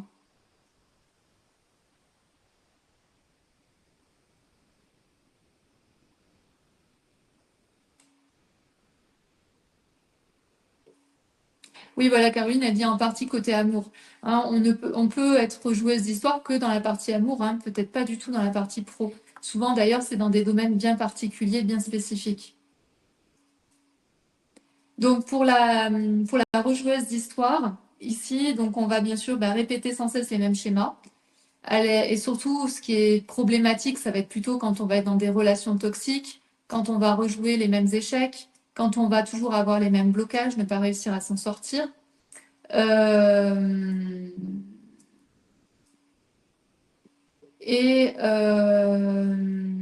et aussi, donc on peut avoir des répétitions qui se trouvent dans notre vie, mais aussi c'est de répéter les mêmes choses que nos aïeux. Donc par exemple, des histoires d'amour qui se passent de la même manière que nos grands-parents ou que nos arrière-grands-parents. Et le but, en fait, de pourquoi vous revivez soit tout le temps vous la même chose, soit vous revivez la même chose que vos parents, grands-parents, arrière-grands-parents, c'est tout simplement pour comprendre, d'accord? C'est pas quelque chose pour vous punir, c'est qu'à un moment donné, il y a quelque chose à comprendre. Si vous êtes tout le temps en train de répéter la même chose dans votre vie, ou que vous répétez les mêmes choses que vos parents, grands-parents et grands-parents, c'est qu'il y a quelque chose à comprendre. D'accord? Et on répète et on répète tant qu'on n'a pas compris ce qui était à voir. Et donc souvent, c'est une mémoire en fait qui n'est pas digérée. D'accord? C'est quelque chose qui s'est passé qui n'arrive pas à être digéré. Donc dans l'arbre, on va aller par exemple chercher des histoires d'amour qui ont été tragiques ou qui ont été interdites. Et ça, il y en a plein hein, dans nos histoires familiales. On va aussi aller chercher les faillites. On va peut-être aussi aller chercher les exils. On va chercher les maladies aussi qui se répètent à un âge bien précis. Observez ce qui se passe dans votre cas. Si par exemple vous avez tout le temps, si par exemple toutes les personnes de votre famille ont quelque chose, une maladie à l'âge de 40 ans, alors il y a quelque chose à chercher et à comprendre ici. Et puis vraiment aller chercher aussi peut-être tout ce qui s'est rejoué, vraiment de manière globale. Par exemple les licenciements, par exemple les exils, par exemple toutes ces choses-là, allez les chercher dans votre arbre si ça s'est répété plusieurs fois de génération en génération.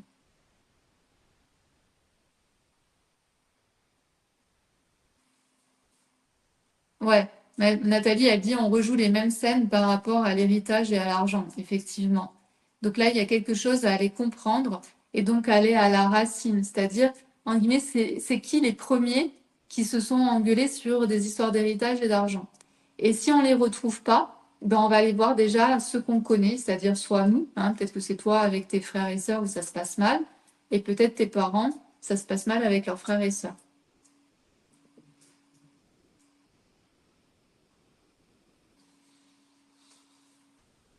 Tu peux avancer? Oui, si tu veux. Ok.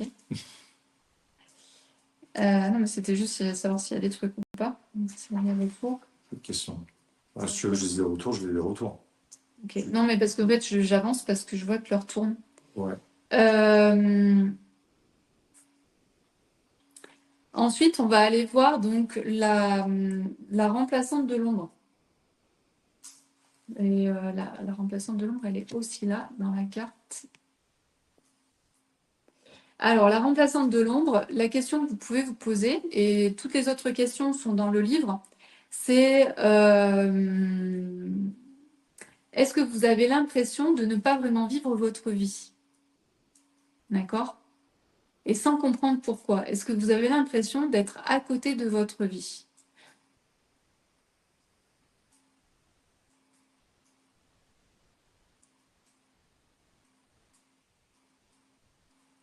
Par remplaçante de l'ombre, est-ce que ça peut concerner, par exemple, les femmes qui attendent qu'un mari, enfin que quelqu'un qui est marié, enfin tu vois l'histoire d'amant, est-ce que... Oui, c'est bien trouvé. C'était pas dans mon idée, mais Non, mais pourquoi c'est pas. juste moi une question perso, hein, parce que ça me fait penser à ça. Ben Est-ce que c'est oui, possible? la remplaçante, parce que effectivement, la maîtresse, elle est dans l'ombre. Hmm. Euh, la remplaçante de l'ombre, en général, c'est souvent parce qu'on remplace la mort. Ok, d'accord. Plutôt dans ce... Dans ce sens-là. D'accord. Mais pourquoi pas à chercher. Je pense que c'est quand il y a. Alors, quand il y a ce genre de situation, c'est-à-dire je suis la maîtresse d'un homme marié qui me dit qu'un jour il divorcera et puis qu'il ne divorcera jamais, euh, c'est pas trop cette dynamique-là. Ok. Oui, on peut se retrouver dans plusieurs profils, bien sûr. Ouais, et pas dans de. En général, vous avez un profil par domaine de vie, par exemple, en général. Sophia, oui, je n'arrive pas à gagner ma vie du métier d'artiste. Est-ce cette catégorie? Ben, pourquoi pas, on va voir. Je vais te la décrire.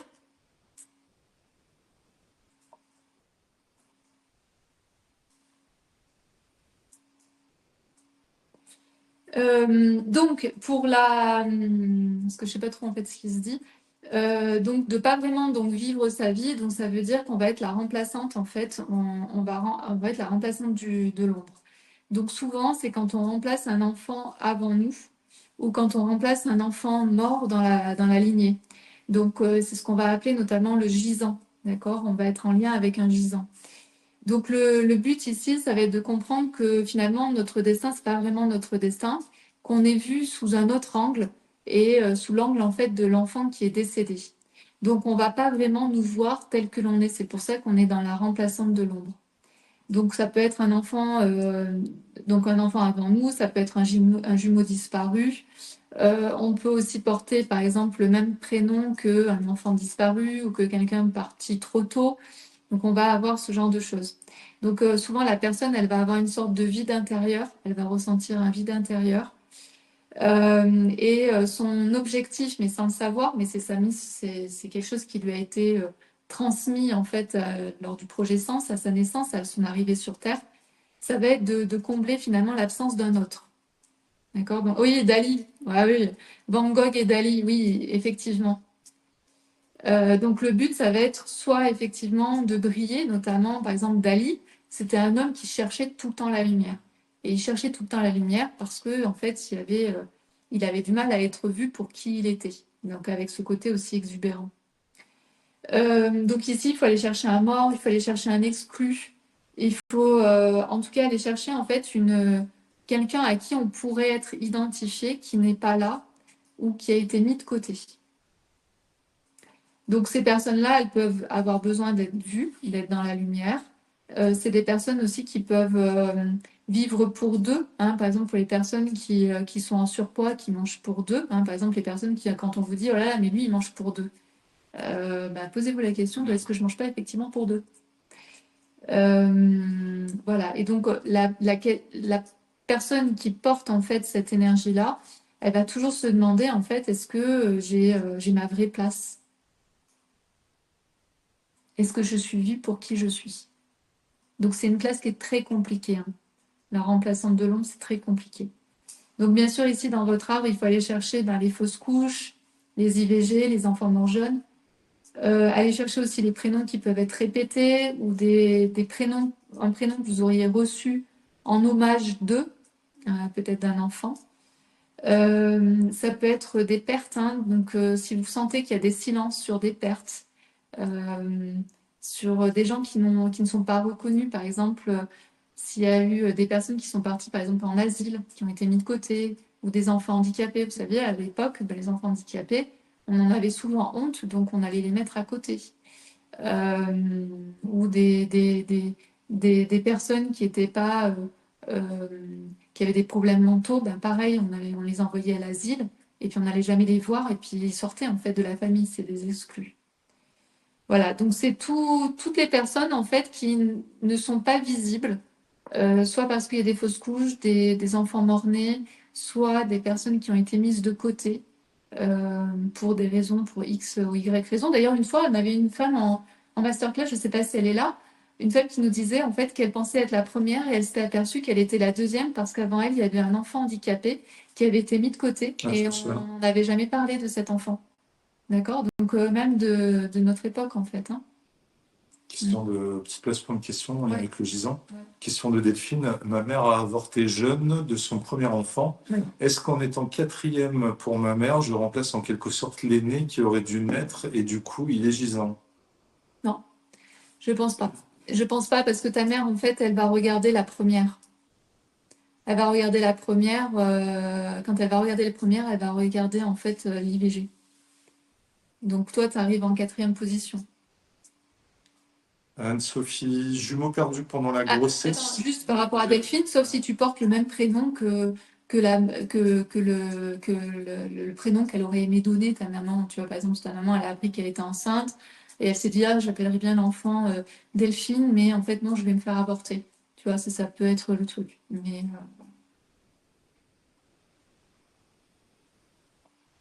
oui, bon. Anne-Sophie, jumeau perdu pendant la grossesse, même si ce n'est pas connu. C'est-à-dire que toi, tu penses que tu as un jumeau perdu? Je comprends pas toujours. Ouais, peut-être. Ou est-ce que c'est quelqu'un qui te l'a dit? Parce que cette histoire de jumeau perdu, c'est souvent des gens, quand ils savent pas, ils disent, oh, c'est un jumeau perdu. Donc la question, c'est est-ce que toi, tu as ce ressenti-là ou est-ce que c'est quelqu'un qui te l'a dit?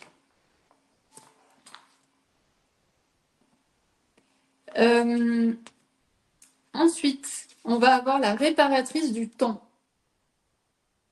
Alors, elle est aussi très intéressante, la réparatrice du temps. Donc, la question, c'est est-ce que vous avez parfois l'impression de faire des choses sans but, sans sens, sans âme, sans envie? Est-ce que parfois vous vous dites, mais pourquoi je suis en train de faire ça? Ou pourquoi j'ai choisi tel métier? Ou pourquoi j'ai choisi tel mari? Pourquoi, voilà, ce genre de choses. C'est-à-dire vous dire, mais ah voilà, Anne-Sophie a dit, oui, c'est dans mon thème astral. Je ne reviendrai pas sur le sujet. Voilà. Donc voilà, donc la question, c'est de vous poser, la question par rapport à la réparatrice du temps, c'est de vous dire, est-ce que j'ai toujours l'impression de faire des choses sans but, sans âme, sans envie, je sais même pas pourquoi je l'ai fait, pourquoi j'ai fait ci, pourquoi j'ai choisi ça, pourquoi j'ai choisi ce mari, pourquoi ben... Si c'est le cas, vous êtes dans la réparatrice du temps. Donc la réparatrice du temps, elle, on lui a insufflé une sorte de mission quand elle est arrivée. Alors vous inquiétez pas, vous pouvez avoir plusieurs missions, hein. Vous pouvez avoir plusieurs réparatrices du temps, enfin vous pouvez être réparatrice du temps sur plein de choses différentes. Donc par exemple, vous allez peut-être devoir réparer une injustice qui s'est passée. Euh, Vous allez peut-être devoir faire un métier que votre grand-mère n'a pas pu faire. Vous allez peut-être devoir aimer telle ou telle chose, ou vous allez devoir vous mettre en couple pour telle et telle raison avec cette personne-là. Vous allez peut-être partir à l'étranger sans savoir pourquoi vous partez à l'étranger. Voilà. En tout cas, ici, ça va être vraiment en fait, vous allez toujours avoir ce truc de réparer l'histoire. Donc, soit parce qu'il y a eu une injustice, soit il y a quelque chose qui ne s'est pas fini comme ça aurait dû se terminer. D'accord? Donc, vous allez toujours réparer quelque chose. Et donc, bah, vous allez toujours être à côté de la plaque par rapport à vos propres envies, à vos propres besoins. Muriel qui me dit, pas sur le travail, mais sur le mari. Oui, je ne sais pas pourquoi j'ai choisi ce mari-là. Ah, c'est énorme. Ouais, ben ça, Toi, à la base, tu sais pas, tu as compris que plus tard pourquoi tu m'as choisi. Ah bon? Non? Bah, que j'avais des compétences auxquelles tu ne t'attendais pas et qui. Ah oui. Non, mais sur le coup, quand même, je t'ai choisi parce que j'ai appris te choisir. Oui, oui, oui. Ouais, c'était pas. Après, j'ai compris plus tard aussi que effectivement, il y a des choses qui sont vibratoires. Je pense que nos âmes sont bien en avance sur nous, sur notre mental, et notre âme nous guide vers certaines choses qui vont nous aider plus tard.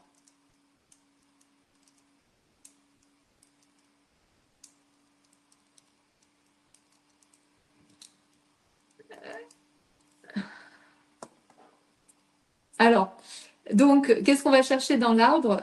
Ici, on va aller chercher en fait des femmes qui ont pu être oubliées, des femmes qui ont pu être spoliées. Par exemple, c'est mon cas. Ma grand-mère, elle a été, on va dire, volée par son frère. Et comme de par hasard, ben, moi, j'ai des trucs aussi à réparer par rapport à ça. Ma grand-mère n'a pas osé faire appel à la justice. Et moi, en fait, je viens réparer. Euh, Ensuite, on va aller chercher, bah, par exemple, des personnes qui n'auraient pas pu faire leurs rêves, d'accord, ou qui n'auraient pas pu monter ce qu'elles auraient aimé monter, qu'elles ne sont pas, qu'elles n'ont pas vraiment. Par exemple, ce que vous pouvez trouver souvent, c'est par exemple les grands-mères. Elles rêvaient, par exemple, de partir à Paris. Puis finalement, elles n'ont jamais pu partir à Paris parce qu'elles sont tombées enceintes. Donc ça, c'est des choses aussi que vous pouvez réparer, c'est-à-dire en vivant une vie de voyage, etc., sans avoir envie de vous poser sans avoir envie, par exemple, d'avoir d'enfants, etc. Donc ça, c'est intéressant d'aller chercher dans l'arbre tout ce qui n'a pas pu aller jusqu'au bout, tout ce qui n'a pas pu être réalisé, tout ce qui n'a pas, par exemple, moi j'en ai plein, hein. Moi je suis une réparatrice du temps à plein d'endroits différents, par exemple par rapport au métier. Moi j'ai réparé en fait des choses par rapport à mon père. Toi aussi, voilà, tu as réparé des choses. Donc, on est souvent quand même bien dans cette histoire, en fait, de la réparatrice, hein. On répare beaucoup de choses que notre clan n'a pas pu faire ou qu'une personne de notre clan n'a pas pu faire.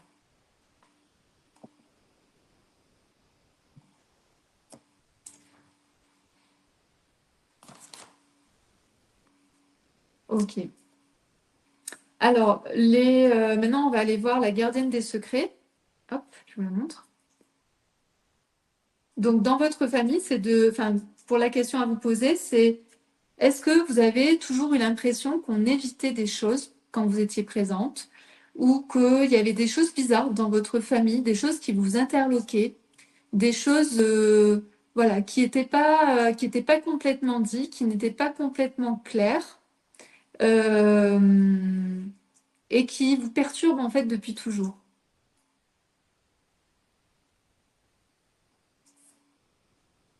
Alors oui, ce que j'ai oublié de dire, hein, c'est que dans votre arbre, vous pouvez très bien chercher les destins des hommes et des femmes. Vous n'êtes pas lié que aux femmes de votre lignée, vous êtes aussi lié au destin des hommes, hein. Moi, par exemple, quand je parle de la réparatrice, j'ai réparé des choses par rapport à mon père. Pourtant, je suis une fille. Mais par contre, pour lui, je suis l'aînée, et donc il y a des choses, en fait, en tant qu'aînée, qu'on doit faire. Hélène, elle aime bien ton tarot. Ah, merci, Aline. Alors, est-ce que vous avez l'impression qu'il y a des choses bizarres, des choses qui étaient dites à moitié, des choses qui n'étaient pas vraiment...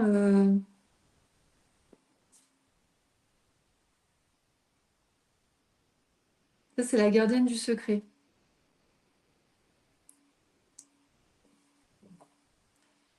Donc, parfois, vous avez un secret et vous refaites la même chose, en fait, que les générations du dessus. Par exemple, on va souvent le retrouver avec les IVG. Par exemple, vous ne savez pas qu'il y a un IVG dans votre fratrie, avant vous, par exemple. Vous ne savez pas que votre grand-mère a aussi fait une IVG avant d'avoir ses autres enfants. Et vous, bah, pareil, vous faites un IVG. Et donc, vous le gardez secret. Et donc ici, en fait, tout le monde dans la famille l'a gardé secret. Et donc, inconsciemment, vous êtes également, en fait, celle qui est en lien avec le secret. Elle m'a dit, ma grand-mère parlait breton pour que je ne comprenne pas. Super. Ouais, des explications incohérentes. Voilà. Donc les explications incohérentes, ça c'est très intéressant, c'est que derrière, il y a des choses qui ne veulent pas être dites. Salade beach. Salade bitch. Ou on vous dit, ah moi je sais pas la vérité, demande à Trucmuche. Ouais, Hein, ou ouais tout ça le va monde se souvent, tait. on délègue. On délègue à quelqu'un d'autre. D'accord? Donc Ouais. on sait qu'il y a une histoire de secret. Et nous, si on s'intéresse à ce secret, c'est que c'est vraiment en lien avec nous. D'accord? Donc ça, c'est important aussi de se poser la question quand on trouve qu'il y a des choses un peu bizarres, qu'on trouve bizarres depuis toujours, ou que personne ne veut nous apporter une réponse, bah, sachez que là-dessus, bah, vous êtes la porteuse du secret, soit parce que vous-même, vous avez un secret, posez-vous aussi quels sont les secrets que vous avez, que vous n'avez pas transmis à vos parents ou à vos enfants. Donc déjà, si vous savez que vous avez des secrets, hein, ça peut être tout et n'importe quoi, vos secrets. C'est qu'au-dessus, il y a peut-être les mêmes secrets, et donc ça va se transmettre de génération en génération, donc autant le dire. Par exemple, je parle notamment au niveau des IVG. Donc tout ce qui est tabou en général, aller chercher tout ce qui était tabou à l'époque. Par exemple, l'homosexualité dans les années 60, 70, 80, c'était encore super tabou. Donc ça fait partie des tabous. Les IVG, c'est encore tabou. Les fausses couches, c'est encore tabou. Donc c'est des choses qui ont toujours été tabous. Bien sûr, les incestes sont tabous, toutes les choses en fait qui étaient à l'époque tabous et qui le sont aussi encore peut-être aujourd'hui.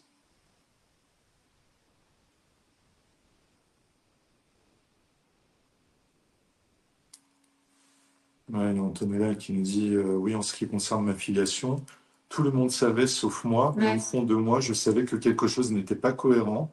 J'ai cru être paranoïaque, mais en fait, non, j'avais raison. Oui, et ça c'est vraiment très important.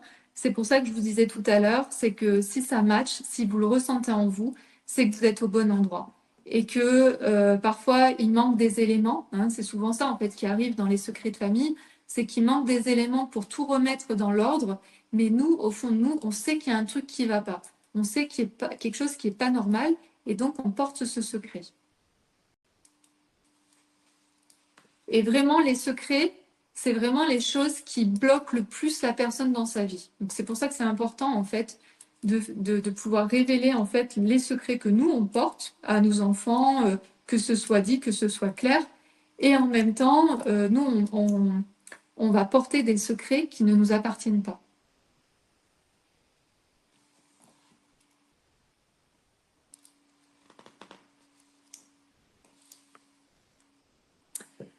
Ensuite, on va aller voir l'invisible du clan. Donc l'invisible du clan, elle ressemble à ça. Et pareil, vous allez retrouver donc toutes les questions par rapport à l'invisible du clan dans le livre. Donc l'invisible du clan, c'est que c'est une femme qui est transparente, qui est inaperçue, que personne ne voit. En fait, c'est vraiment une femme transparente. Ça, on l'entend souvent. Ouais, on l'entend Je souvent, trouve. c'est-à-dire elles peuvent être à une soirée avec 10 personnes et les personnes vont même pas s'apercevoir qu'elle est venue à la soirée. Il y a vraiment un truc un peu comme ça. Donc en fait, c'est même si vous faites des efforts, Fantôme. même si vous vous dites ah je vais connecter avec les gens, je vais machin, etc. Et pourtant en fait personne va se souvenir de vous. Vous êtes comme transparente ou par exemple c'est on se souvient jamais de votre prénom ou on se souvient jamais de vous, voyez? Ou on va vous oublier, par exemple. On va faire une fête et puis c'est pas qu'on vous veut pas, c'est juste qu'on vous a oublié. Ouais, c'est pas fait intentionnellement hein, pour nuire. Oui, voilà, Elisabeth a dit un enfant caché hors de mariage, ça fait partie des secrets.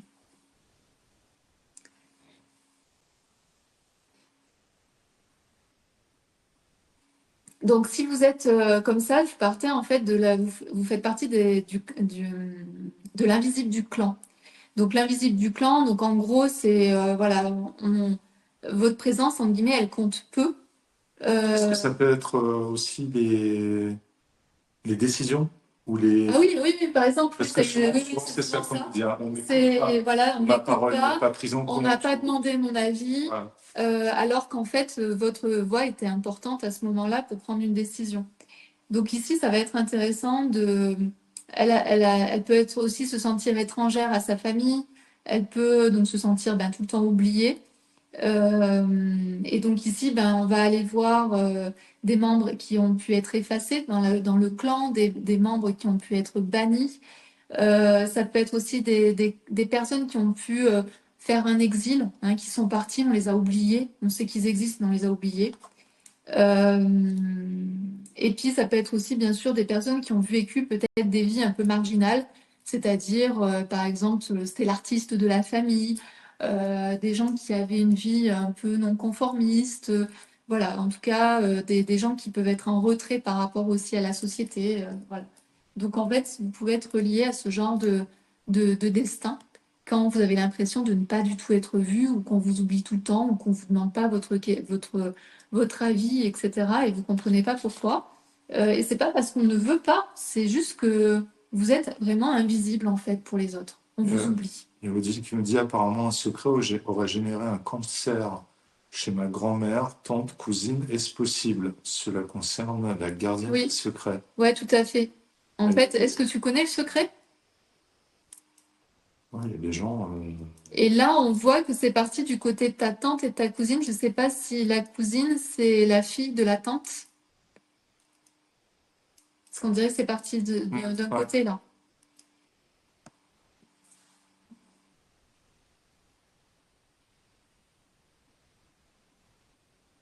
Ah oui, voilà. Isabelle, elle dit, mon mari avait été oublié par sa famille à la sortie de l'église. Ah oui, c'est fou ça. Céline, ça m'est arrivé une période où les gens ne se souvenaient pas de mon prénom ou se trompaient de prénom. Oui, alors que Céline, c'est quand même un prénom qu'on ne peut pas oublier. C'est un prénom assez connu. Ça aussi, on a déjà entendu ça. Céline, c'est un vieux prénom aussi. Qu'il y a des gens. Mais ça nous est arrivé, tu te souviens? Oui, quand? Non. On échangeait avec quelqu'un par mail, mais on n'arrivait jamais à se souvenir de son prénom. Alors que c'était pas un prénom compliqué, oui. C'était pas un prénom compliqué, mais là, en tout cas, avec cette personne, il y avait ce côté, moi, ça m'a marqué. Ouais. On n'arrivait pas à s'en souvenir. Ouais, mais c'est un invisible. Ouais.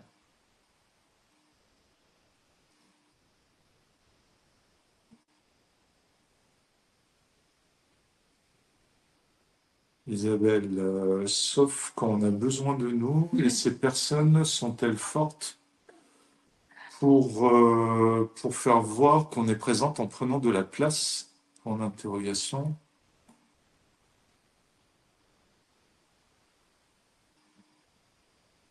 J'ai pas compris. Bah, je pense qu'elle dit qu'il y a des personnes qui de temps en temps pensent à elle alors qu'elle est l'invisible à la base et que ces personnes-là, elles ont besoin d'être vues et elles prennent de la place.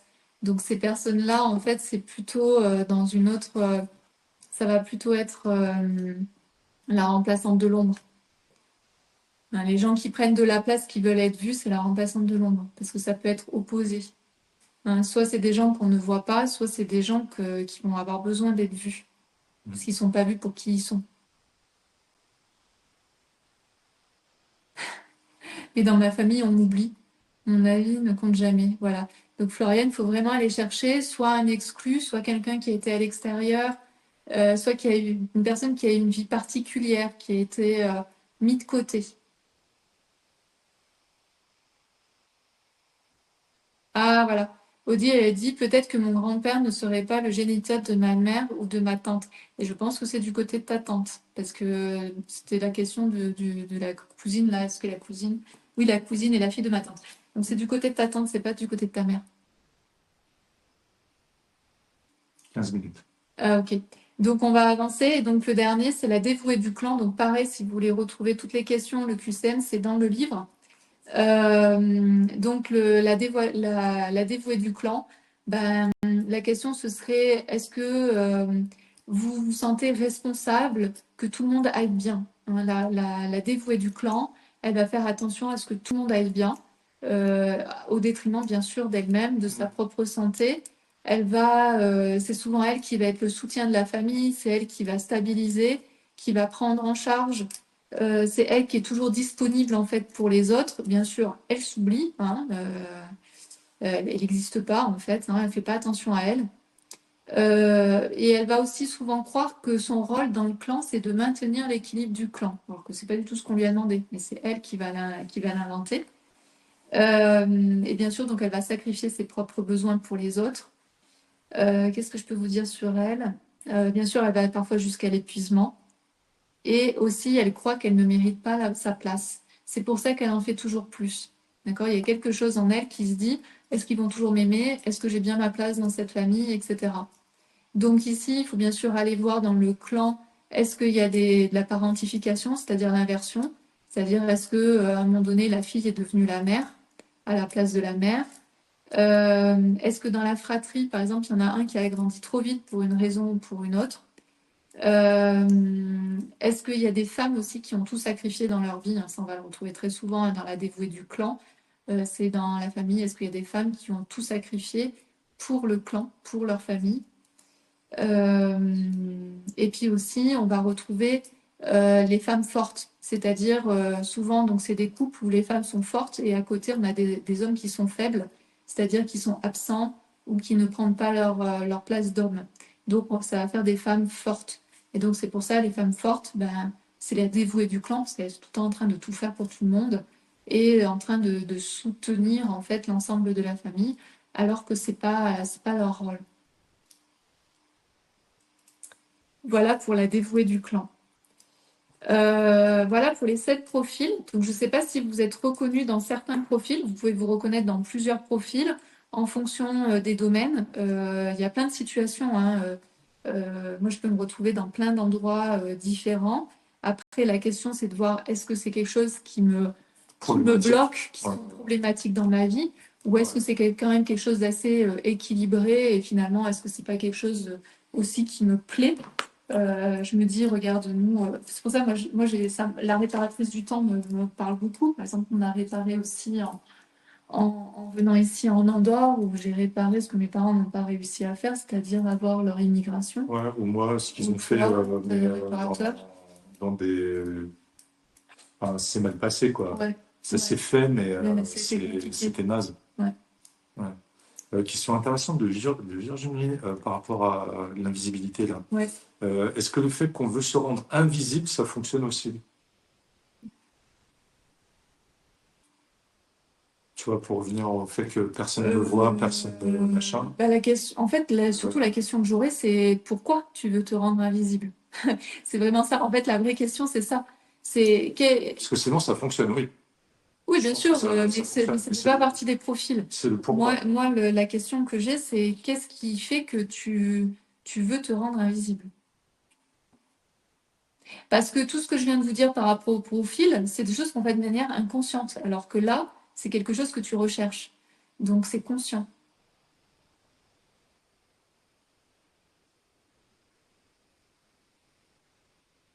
Ah, Odile est en plein dans le mille. Ouais.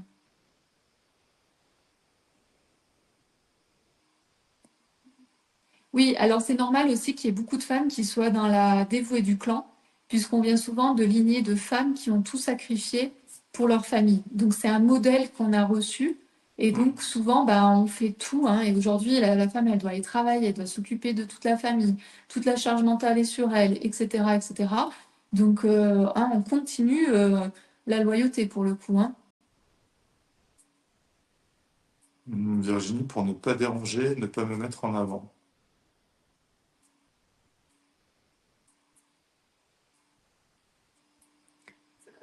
Bah là, en fait, ce que je sais pas, en fait, pour pas déranger, pour ne pas me mettre en avant, euh, peut-être ça me donne pas d'infos, ça. Pour ne pas déranger, ne pas me mettre en avant. Mais t'as peur de quoi?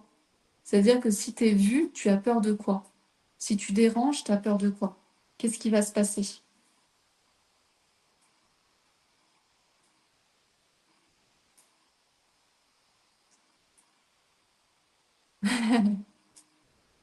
Quand on est invisible, on peut se rendre visible par le rire, la blague, vivre dans la joie. Ouais, Tu mais veux dire que c'est quoi? C'est le l'antidote en fait? Enfin, j'ai pas compris. ouais, En fait, je pense que si l'invisible, c'est invisible, hein. oui, C'est invisible, c'est faire des invisible. blagues. Oui, voilà, c'est qu'on se C'est comme nous, je souviendra dis, pas. je vais donner un exemple. Par exemple, on va prendre Nathalie. Attention, c'est pas personnel. Mais ce que je voulais dire par notre exemple de tout à l'heure, on échangeait Ouais, on avec savait cette qui personne. c'était. On va dire, admettons qu'elle s'appelait Nathalie. OK? Bah, dans la même journée, On on aurait aurait pu pu échanger. échanger avec une autre Nathalie. Celle-ci, on s'en souvenait. Ouais, Mais à chaque fois qu'on avait ce message et ou ce mail de la Nathalie, d'une autre Nathalie, eh ben, on n'arrivait pas à la remettre. C'est ça le truc. ouais. C'est-à-dire, c'est peu importe les C'est interactions, ça, peu t'es importe, peu invisible. importe. Ouais. On se souvient pas de toi.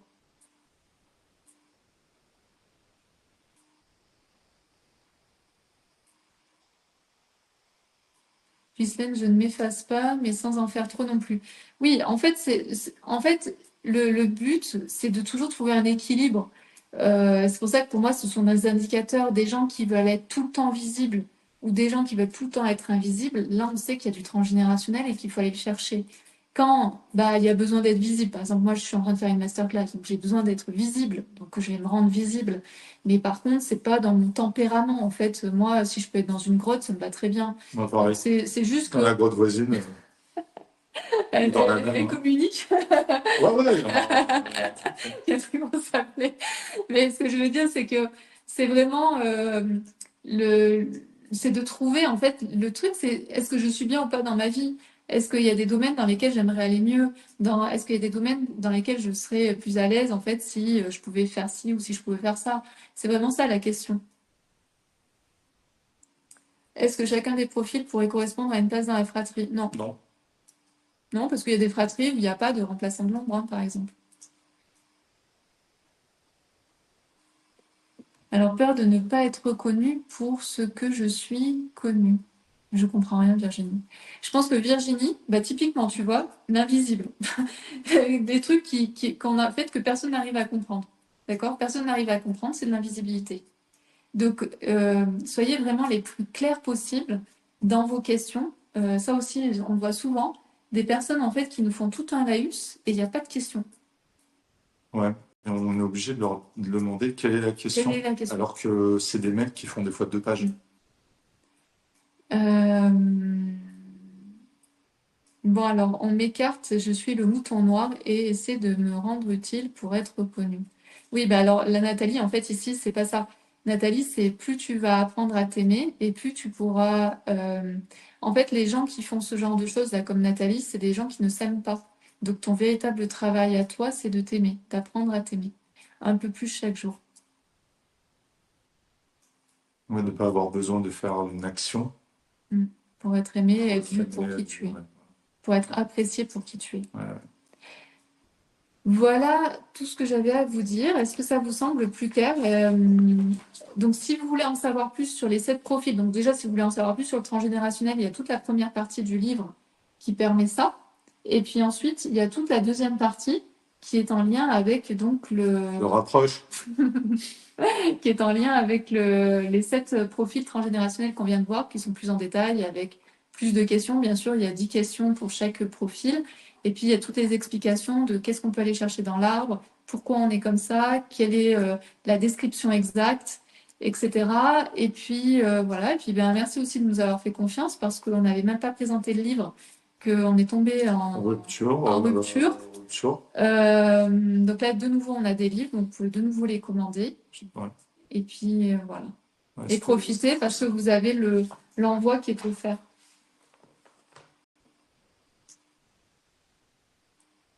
Nadège me dit le livre est vraiment bien. Merci Nadège. Christelle, question de Christelle.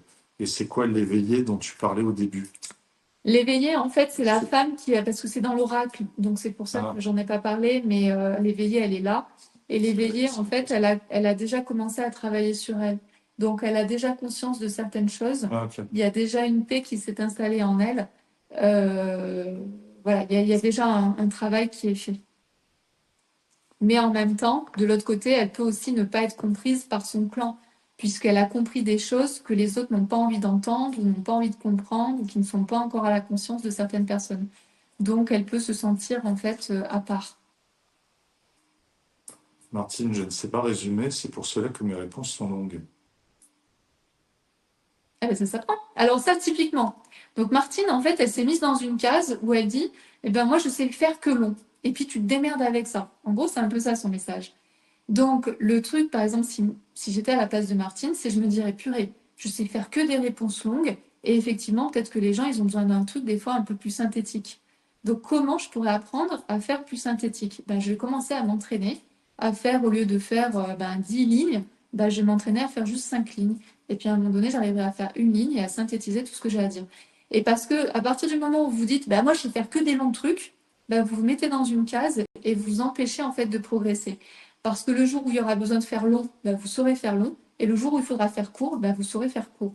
Et donc c'est ça, c'est qu'on a vraiment cette capacité en tant qu'être humain à pouvoir évoluer. Et c'est ce que j'expliquais dans la formation pro, c'est qu'en fait, on est toujours en évolution à partir du moment où on a une croyance A et qu'on a envie d'aller vers la croyance B, on peut y aller. Et une fois qu'on est sur la croyance B, on peut aller sur la croyance C.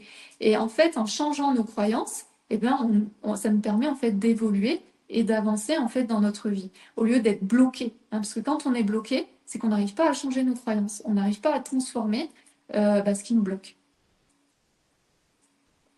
Ouais, puis par rapport à la communication aussi, je pense que c'est pas évident pour tout le monde de réussir à se dire, OK, là, je vais poser une question, mais il faut donner un minimum de contexte pour que l'autre personne comprenne. Mm. Donc, ça veut dire qu'il faut être aussi capable pour vraiment, là, je parle vraiment de l'ultra pertinence, de se mettre un peu à la place de l'autre, de se dire de quoi il va avoir besoin Pour m'apporter une réponse pour précise. m'apporter une réponse précise, sans non plus le surcharger, parce que peut-être qu'il n'a pas que ça à faire, ou peut-être qu'il est. Hein, ouais. Ouais. Et ça, je pense que c'est pas évident. Ouais. C'est pas toujours C'est évident. ça, on s'entraîne. Ouais.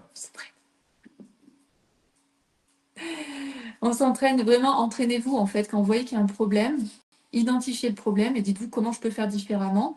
Et une fois que je sais que je peux faire différemment, ben, je vais m'entraîner. C'est Ouais. toujours de l'entraînement et on a de la chance de pouvoir s'entraîner, on a la chance d'apprendre, de toujours apprendre. Voilà. En fait, c'est là aussi la culture du rétex, du retour d'expérience. C'est-à-dire, on a le droit de se tromper. Enfin, dans l'idée, hein, attention, hein, c'est schématique, hein, donc plutôt dans des métiers d'excellence, genre le transport aérien, quoi. On dit, en gros, on dit, on a le droit de se tromper une fois, mais il faut absolument comprendre, réparer ce qui est réparable.